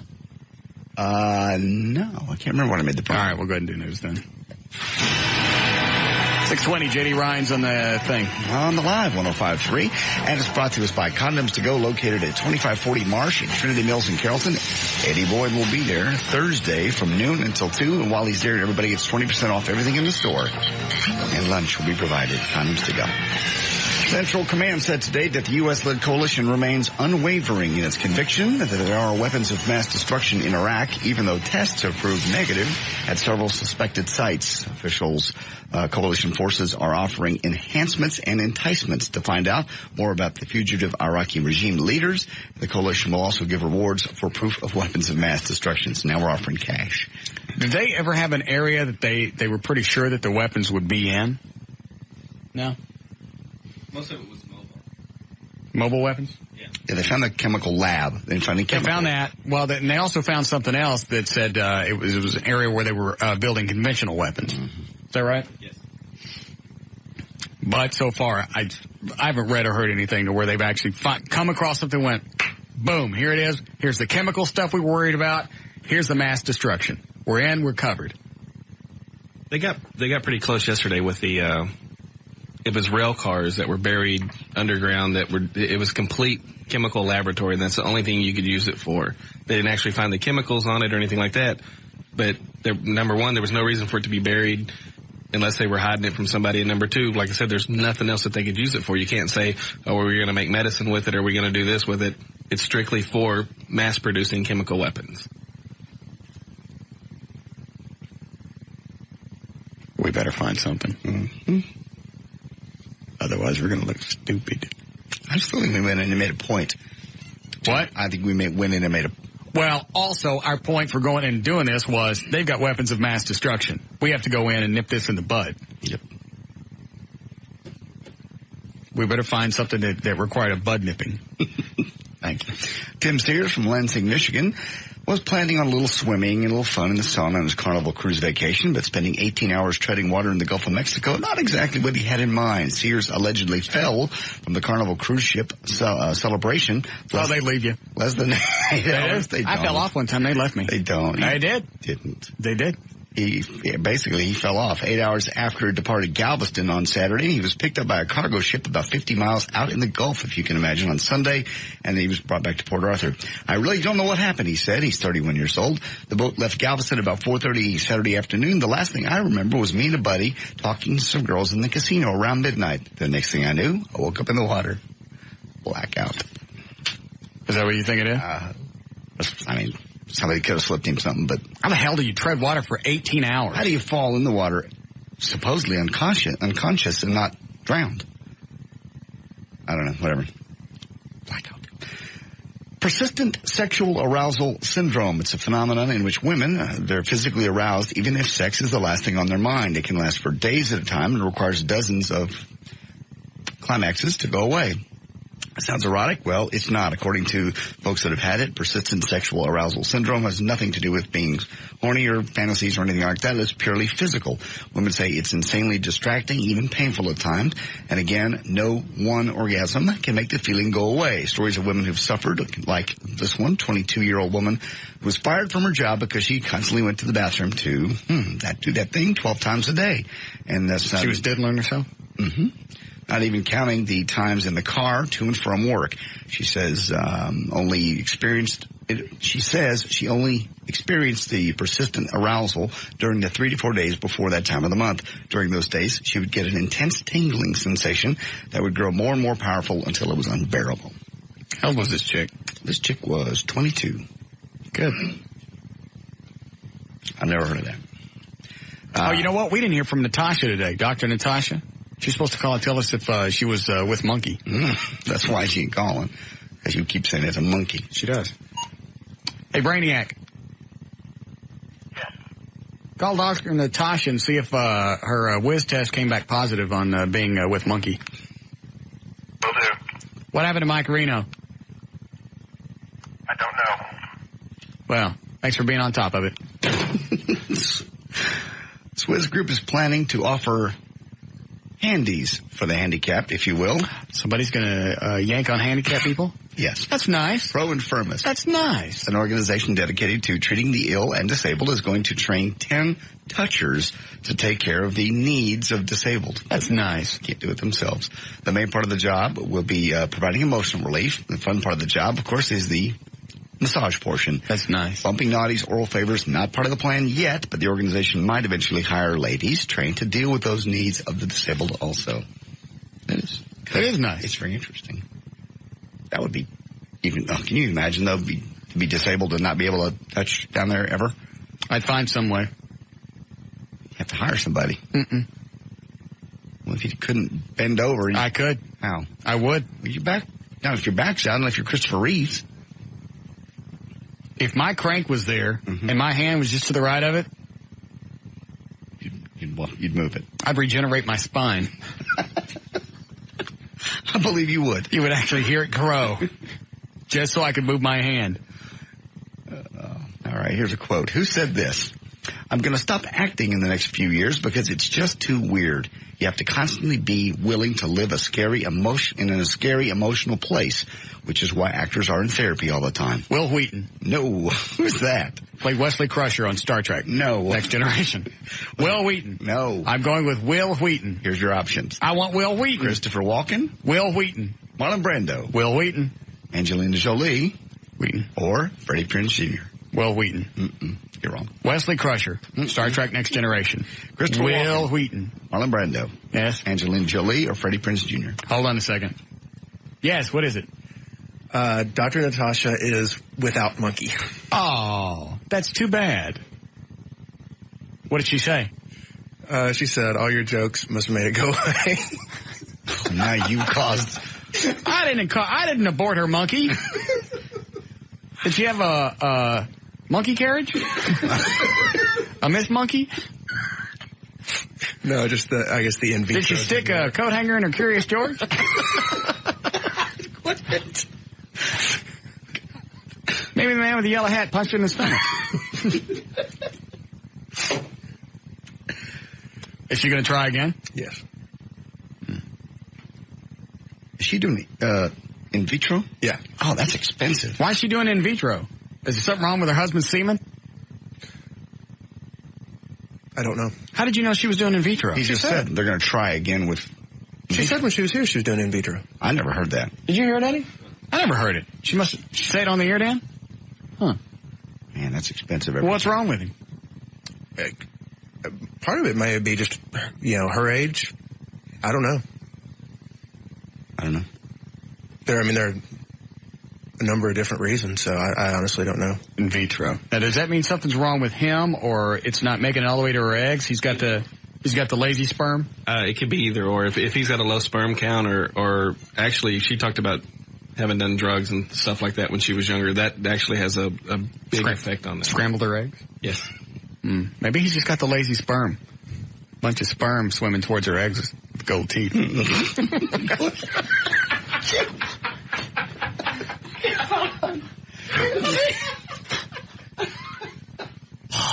Oh, God.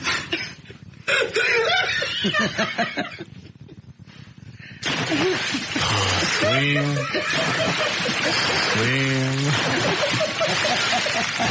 Swim. Oh, dear Lord.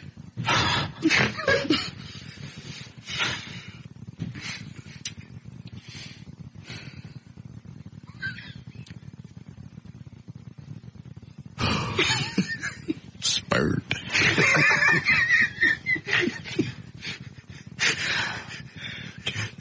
Man, that's too far to swim.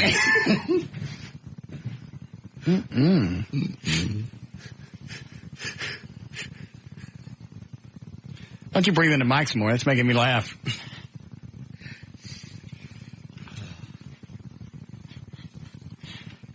Go ahead. Okay. Sunglasses.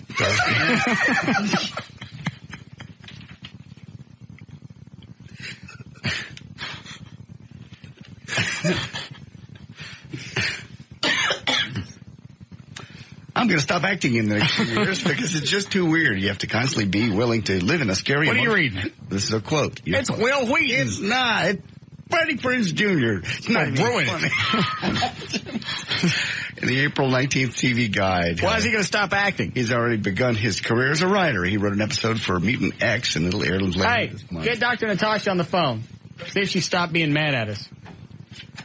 So he's going to stop acting why? Yeah. Has he got the lazy sperm? No. He says it's too weird. You have to constantly be willing to live in a scary emotional place. That's why most actors are in therapy. So he's going to be better as a writer. Lazy sperm. Hiding behind little bushes. If you and Julie get back together, I have a place you two can move. Rolling Hills Estates. Hold on a second. How are we doing break-wise? Get close. All right, go ahead. Place you two can live. Rolling Hills Estates, California. It may still be immoral, but adultery is no longer illegal in Rolling Hills. City Council of the small community just south of L.A. has repealed a law that's been on the books for 46 years. It prohibits immoral conduct, including extramarital sex. No one's ever been arrested, but it's been on the books. Black stroke.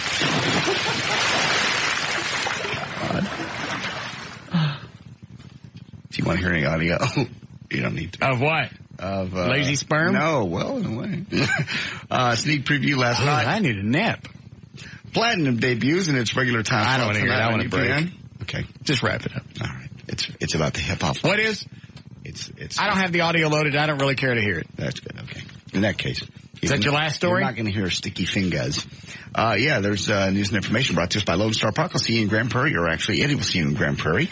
It's, Saturday from 1 to 3, Buds and Suds, general admission, $3. Horses are ready. Are you? I'm J.D. Ryan on Live 105.3, The Talk that rocks Texas.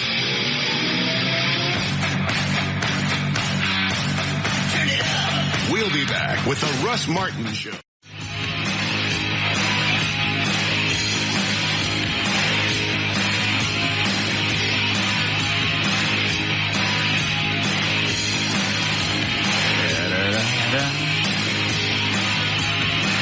Yes, what is it, Mr. Trenholm?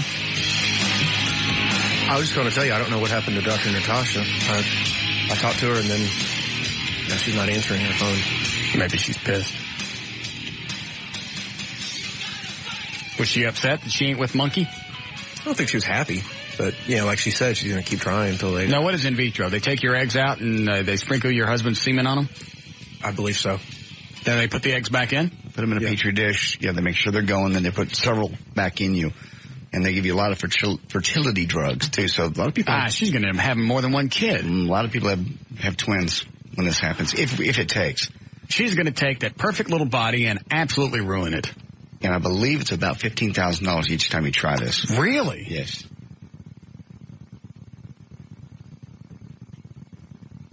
I remember her saying something about amniocentesis or something when she was here. I thought she meant we'll check the baby throughout the process or the progress of the pregnancy, do that to make sure it's okay. Yeah, Didn't she mention that? Yes, she did. I remember her saying about the in vitro. I just must have missed it. Yeah, she said it in passing because I forgot you said something about making them, and she said, well, no, we've, all right. So it's not necessarily her husband's semen. Maybe her eggs just gone bad. Mm. Well, how very sad. But we wish her the best. Having her womb plump with monkey. By the way, her website is up. I'm having a monkeybaby.com. All the links to her different websites, because she's got 3 or 4, are all on I'm having a monkeybaby.com. Did you see the picture? No. Pull it up. I'm having a monkeybaby.com. Let me know when you get it. I'll take this while you're looking. Yes, Rick? Hey, IVF is it's not a small investment. I've been through it 3 times.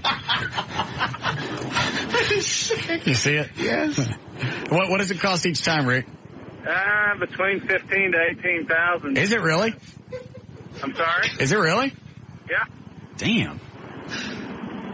And you guys went through it 3 times? Yeah. Did you ever? I know I'm an idiot, okay? I know you know this. Why?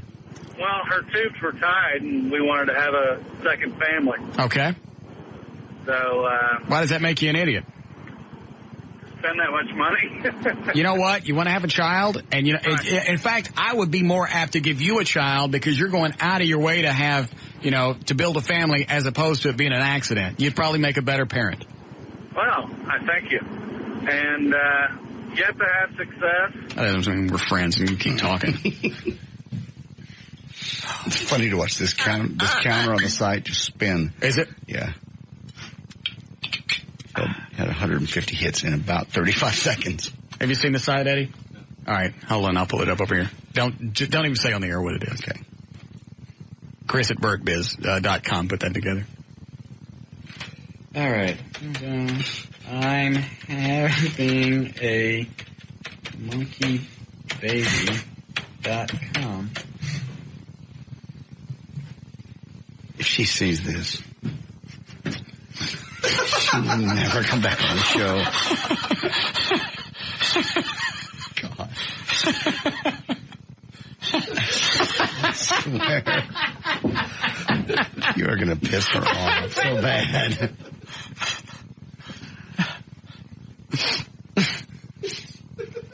I don't know where the hell he found that picture. I don't know. Did you put the cursor over it? You see the little thing that drops down? Yeah. Yeah. Look. Yeah. You're right. And it just jumped up to 1,300 hits. Yeah. It's spinning. At least Chris put it on a good server. All right. Anyway, the different links to our different websites are on that. I'm having a monkeybaby.com.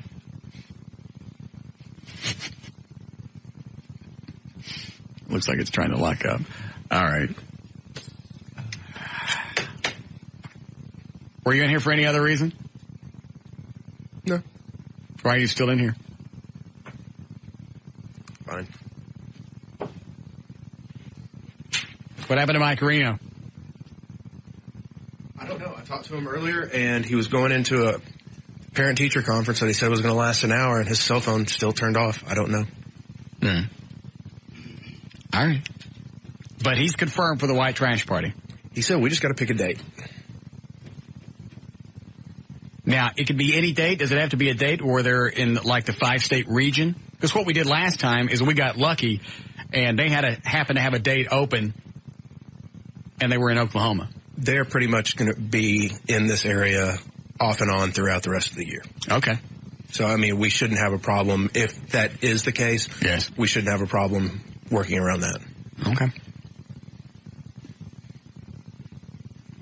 It's cool having them as a house band. Yeah. Great show. All right. We'll get with Bob or Chloe or somebody and start working on that and give sales, give them a couple of months to get it all worked out. Okay. Because it's going to take them that long. Hold on, somebody's on the hunt. Okay. Well, looky there. They'll be in Austin June 28th, by the way. And here he is. Mike Reno from Loverboy. Are those my fans? Yes. or my friend? That's the ones that are left. What did you just hand me? Oh, I got. Hey, what happened with your kid? Is he in trouble or something? Well, you know, you get a report card and there's a few incompletes and everybody wants to talk to you and figure out what they can do, and that's what I just did. But it's a very frustrating time. Does a teacher know who you are? Well, yeah, I told him I was going to put a free concert on for the school if you just give the kids some C's, for crying out loud. Let them pass.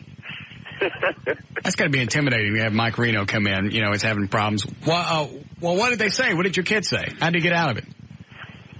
Well, he wasn't invited to this meeting, but what they're going to do is they're going to help him figure it all out. Right. And have a little patience. You know, they're going to make it all happen, which I think is great because, you know, kids in grade 9, you know, they're having a tough time of it. Hmm. How old are you in ninth grade? I think you're like 15. Oh, his hair's growing in. Oh, yes. He's definitely got some hair growing in. No, I'm just, that's when you start getting twisted. You got too many things going on all at 15. They really should, like, cut you some slack and let you out of school for a couple of years so the hair to grow in and just kind of get adjusted. You're greedy. It's that hair growing in that really, you know. Well, it itches the first, few months, and once it gets in, then you got other things that you want to do with it. And then there's the girl. Yeah. The girls are always around. And they're starting to grow. All right. So Trey says that you said yes to the white trash party. You're absolutely in. Absolutely. Okay. I'm also kind of campaigning to get Trey to change his last name to Zombres. Change it to what? Zombres. Oh, I got it. ZZ Top, Trey Zombres. I think it works. Are a little stitch. And I had to get out of this meeting. I said, I got to go. I got to talk to Russ. They went, where is he? I said, he's in Texas. They can't believe I know people in Texas. How many, I was looking at the website like 2 or 3 weeks ago because we're trying to put the whole white trash thing together and see if you were going to be in the area. You're like booked all the way through the end of the year. How many concerts, how many, tour dates are you doing? We're doing 100, which isn't bad. I mean, that's like, to me, that's half time. How many dates were you doing, back in the 80s? We're doing about 275. Was that every year? Every year, and then between, after the 275 shows, you do another record. So, I mean, this is like retirement for me now. 100 shows is nothing. I don't understand, Art. You have an album come out, and then you tour to support it. When do you find time to do the next album? Well, you kind of write stuff as you go, and then when you get back from the tour, you book a studio and you go back in there while you're still kind of hot from being on the road. Right. Your voice is still kicking, and you go in there and you start cutting songs. And if you're lucky, you get 2 weeks off when they're mixing it. You know, chill and do some fishing or something. What was who did you sign with the very first time? Was it in Canada? Well, CBS signed us. What happened was a Canadian CBS signed us, and then we got on tour with ZZ Top, and we were selling records like crazy, and New York took over immediately.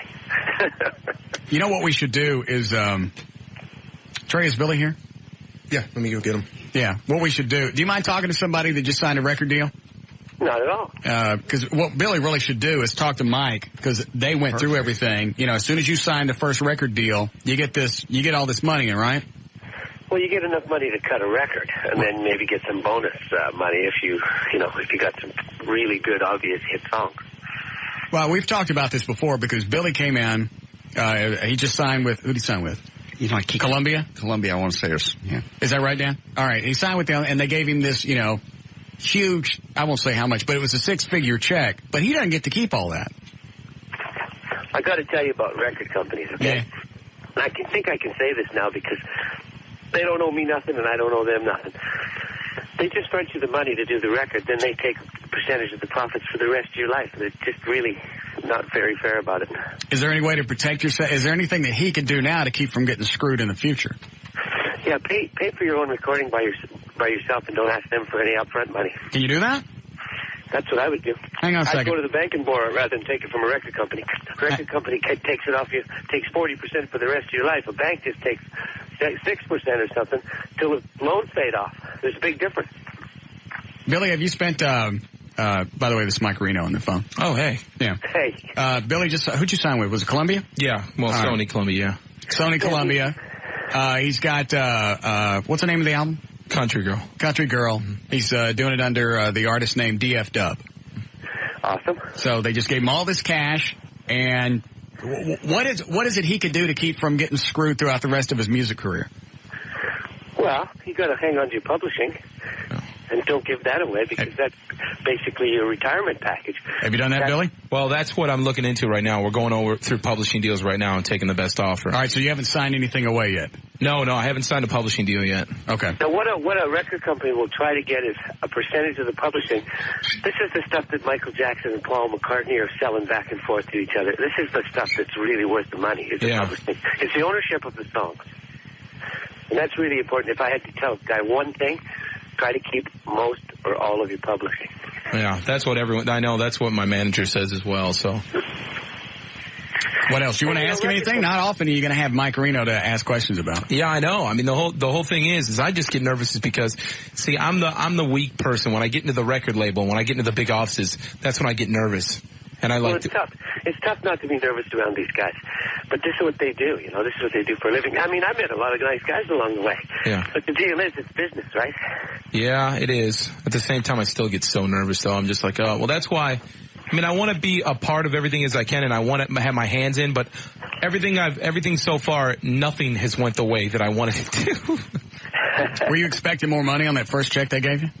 I mean, no, I wasn't expecting more, kind of, but I still haven't got all of it yet. So, I mean, I'm still going through that. But I mean, I'm more just disappointed in some of the aspects. I mean, I like the label actually; they're treating me well. But the only thing that sometimes gets on my nerves is the control factor. They make you stop doing dope.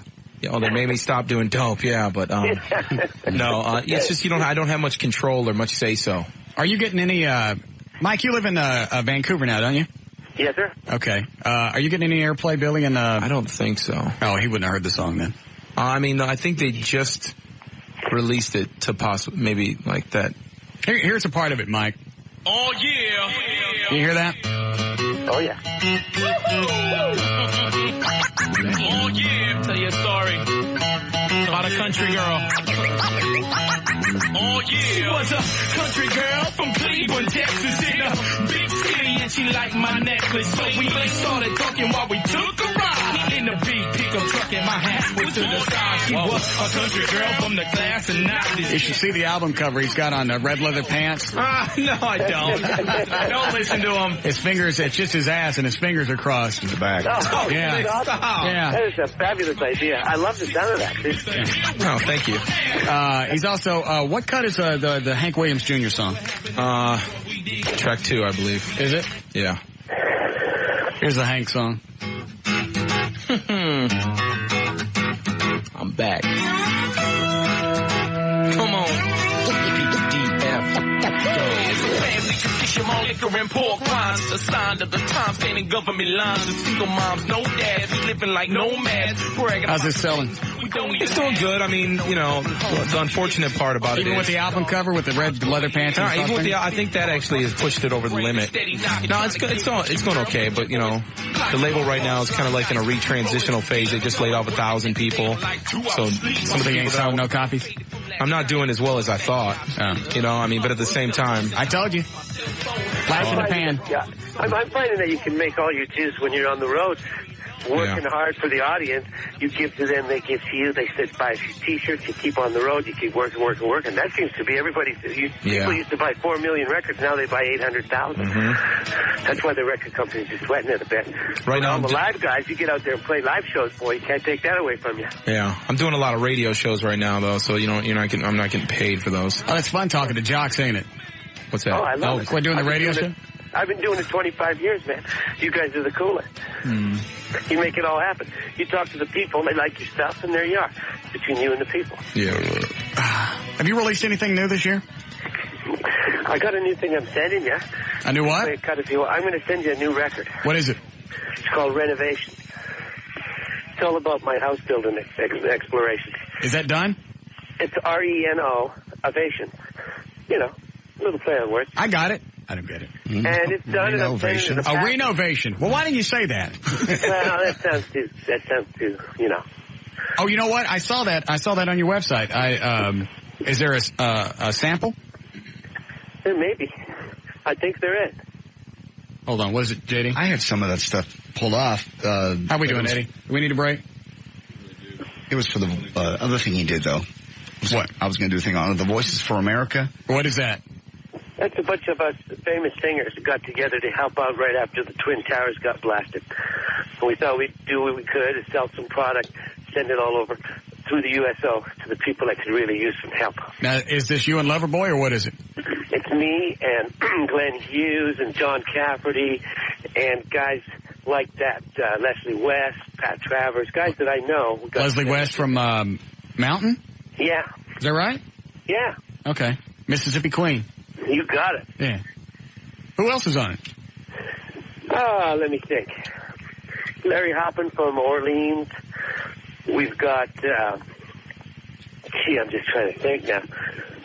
I got J.C. Cafferty, I got Survivor, I got Jimmy Jamison, me. What all's on the album? We're singing a couple of national favorites. You got it in your hand, I hope, because I don't have it in my hand. We sang, what did we sing? Billy, you want a drink? Well, Battle Hymn and America the Beautiful. Those ones I got off the net. Oh, do you have those? Yeah. Those are the ones. I wouldn't mind a drink. I like coming to see you live. I was talking to Billy. All right, well, Eddie said we got a break. We'll break, we'll come back, we'll play some of the stuff, and we'll plug the site. All this is on MikeReno.com, right? Yes. Okay.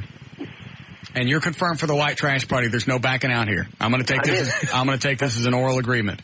And if my band can't do it, I'll come and we'll do a duet, me and you. We'll just hire a band. Will there really be a reason? The way you dress and the way I sing, we got something, baby. Is the drummer still pissed off at me? No, he loves you. No, he doesn't. And you know what? He had every right to be. I was drunk off my ass. I was on stage. I can't believe you guys just didn't beat the crap out of me. No, he actually apologized to me. What did he say? He said he got out of. He said he shouldn't have blown his stack like that. He got a little testy because he had some bad thing happen to him at home, and he was just a big grumpy. Well, of course he had something bad. He had a drunk disc jockey running around dressed like a pimp. He had every reason to throw crap at me. That's funny. No, everything's cool, baby. All right. Well, then we'll get the date lined up, and you're in, and it'll be another huge event. Oh, it's going to be fun. All right. Well, good luck with your kid. Thanks, man. All right. We'll talk to you later.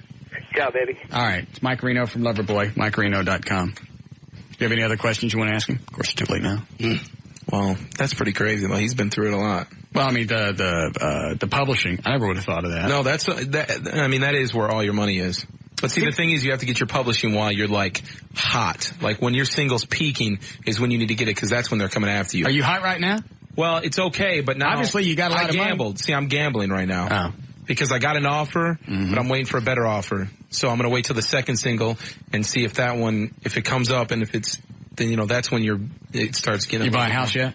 No, I'm trying. I saw you bought that motorcycle. Yeah, but I can't get a house. I don't know how to do this stuff, Russ. Take Trey. He's still in real estate. There's a chance he's going to get back into it full time. Why are you having a hard time buying a house? I don't know what to do. What do you mean? You just go find a house that you like? I did, and then I got on the phone with this guy, and he was like, well, you need to do this, and it's against the Texas state law, and I have ADD, and I was like, all right, I got to go. Who's your realtor? I don't have one yet. Well, why aren't you using Pink Nips? I got to find Pink Nips. I got to talk to him. He'll take you out. He needs to call the people at Premier Mortgage first. Why? To get pre-approved? That's what I need to do. Yeah. Get pre-approved. I have you know bad what? credit, Russ. Stop buying motorcycles. I have bad credit. You got bad taste. Was that the only color motorcycle they had? I love that color. It's tangerine. It's not tangerine. What color is it? It's a flaming orange. It's a burnt orange. That's a fag color. Oh, gosh. University of Texas at Austin is a fag color? Yes, thank you. That's why I got it. That's not why you got it? Yes. Whatever. And yes, they can help you if you have bad credit. Thank you, JD. Russ is mean today. I just let you talk to Mike Reno. I know. Thank you for that. Who's running your show right now? I don't know. You don't even care, do you? You signed this big contract. You got this money coming in. You don't give a flying F if you're off the air over there. No, I do care, but can I have another drink? Yeah, thank you. All right, there we go. You want to flip the radio on and see if he's still on. See if you're still on the air. All right. Oh, hold on. Oh, God. What is that? When I'm gone. What are you doing, tracking ZZ Top? Another deep cut? I guess that's when I'm gone. Hey, you know what? Don't take any advice from JD. He's already in debt because he bought a boat. I'm not in debt. Yes, you are. Do you have enough money to pay your taxes? No. You're in debt, and now you got a boat. Well, I can always sell the boat. I've paid cash for it. You need to unload that boat on somebody. I'm not unloading it. Waited 10 years to get that boat. I'm not unloading it. You should sell it. I'll pay for my taxes with my bonus check. Let me have a loan, Russ. Not loaning you, dick.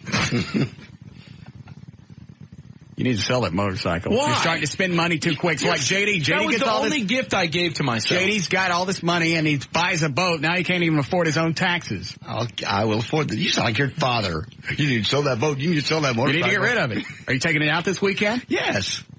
I took it out last week. Oh, you've never bought anything good for yourself, just for fun? Excuse me, everything I've got, I've paid for. Cash. Well, what did I do? I don't know. You're only 24. Like, you know what's going on. I don't, but I bought that. Then you buy some motorcycle that looked like a dead Chinese fell off of it. Beautiful bike. God. Gosh. You buy that off a dead Chinese? You are in rare form. Man. Take your boat out. I will take my boat out. It's paid for with cash, too. Whatever. Jeez. Should have heard him during one of the breaks. He goes, I don't ever see any black people out at the lake. Oh! That's why he said he goes. I did not. That's exactly what you said. What did you say? I said that's not why. That's not why I go to the lake. I said it is rare to see black folks on the boat, on boats out there. Or out swimming out the lake? They don't. I don't think they like to swim or something. Because maybe it's too close to taking a bath. No, I didn't say anything like that. Not anything. I just said I saw a black family on the lake, and it was unusual. I'm going to hell for just being in here. No, you're right. You're fine. Do we need a break? Badly. Oh, it's after 7 o'clock. Yes. Wow. Thank you. Well, congratulations. Thank you, Russ. That pink nipples get me a house then. I thought you were going to talk to him about getting a house. I did talk to Trey about getting a house. We're going to drive around Sunday and find houses. I'll get you with the mortgage people first. Thank you, JD. Yeah. All Russ wants to do is chastise me. I'm just trying to help you out. Okay. He's jealous because you're young, good looking, and you got a lot of cash coming, and you'll be very popular. And he's riding an orange motorcycle. Oh, there we go. You get a full face helmet? No. No helmet. You don't even have a helmet? I do have. Wasn't wearing it. You should get a full face. That way nobody knows who bought an orange motorcycle. Oh, God. We'll be back with the Russ Martin Show. All right, we're late. Make it quick. We got to get out of here. All right. For more information about... Ready now? What? For more information about the Russ Martin Show, go to russmartin.com and email us at studio@russmartin.com. For Trey his website, TreyTrenholm.com. To find Eddie on the World Wide Web, EddieBoyd.com. For me, it's JohnDavidRyan.com. Everything else, it is live1053.com. All right. Well, that was a full day. What it was. Mr. Mix-a-Lot, Mike Reno, and Bugs Bunny. Bugs Bunny. Porky Pig. Is there anything else we need to mention before we go? I think so. All right. Are we going to this happy hour thing? Yes. You going? Yeah. Starting on the bridge. And it's not midnight. You might not be here tomorrow? Yes. If I don't have my special check drafted to me before midnight, I won't be here tomorrow. Hey. I may be off for exactly a week. All right. We'll see you guys around. See you. KLLI.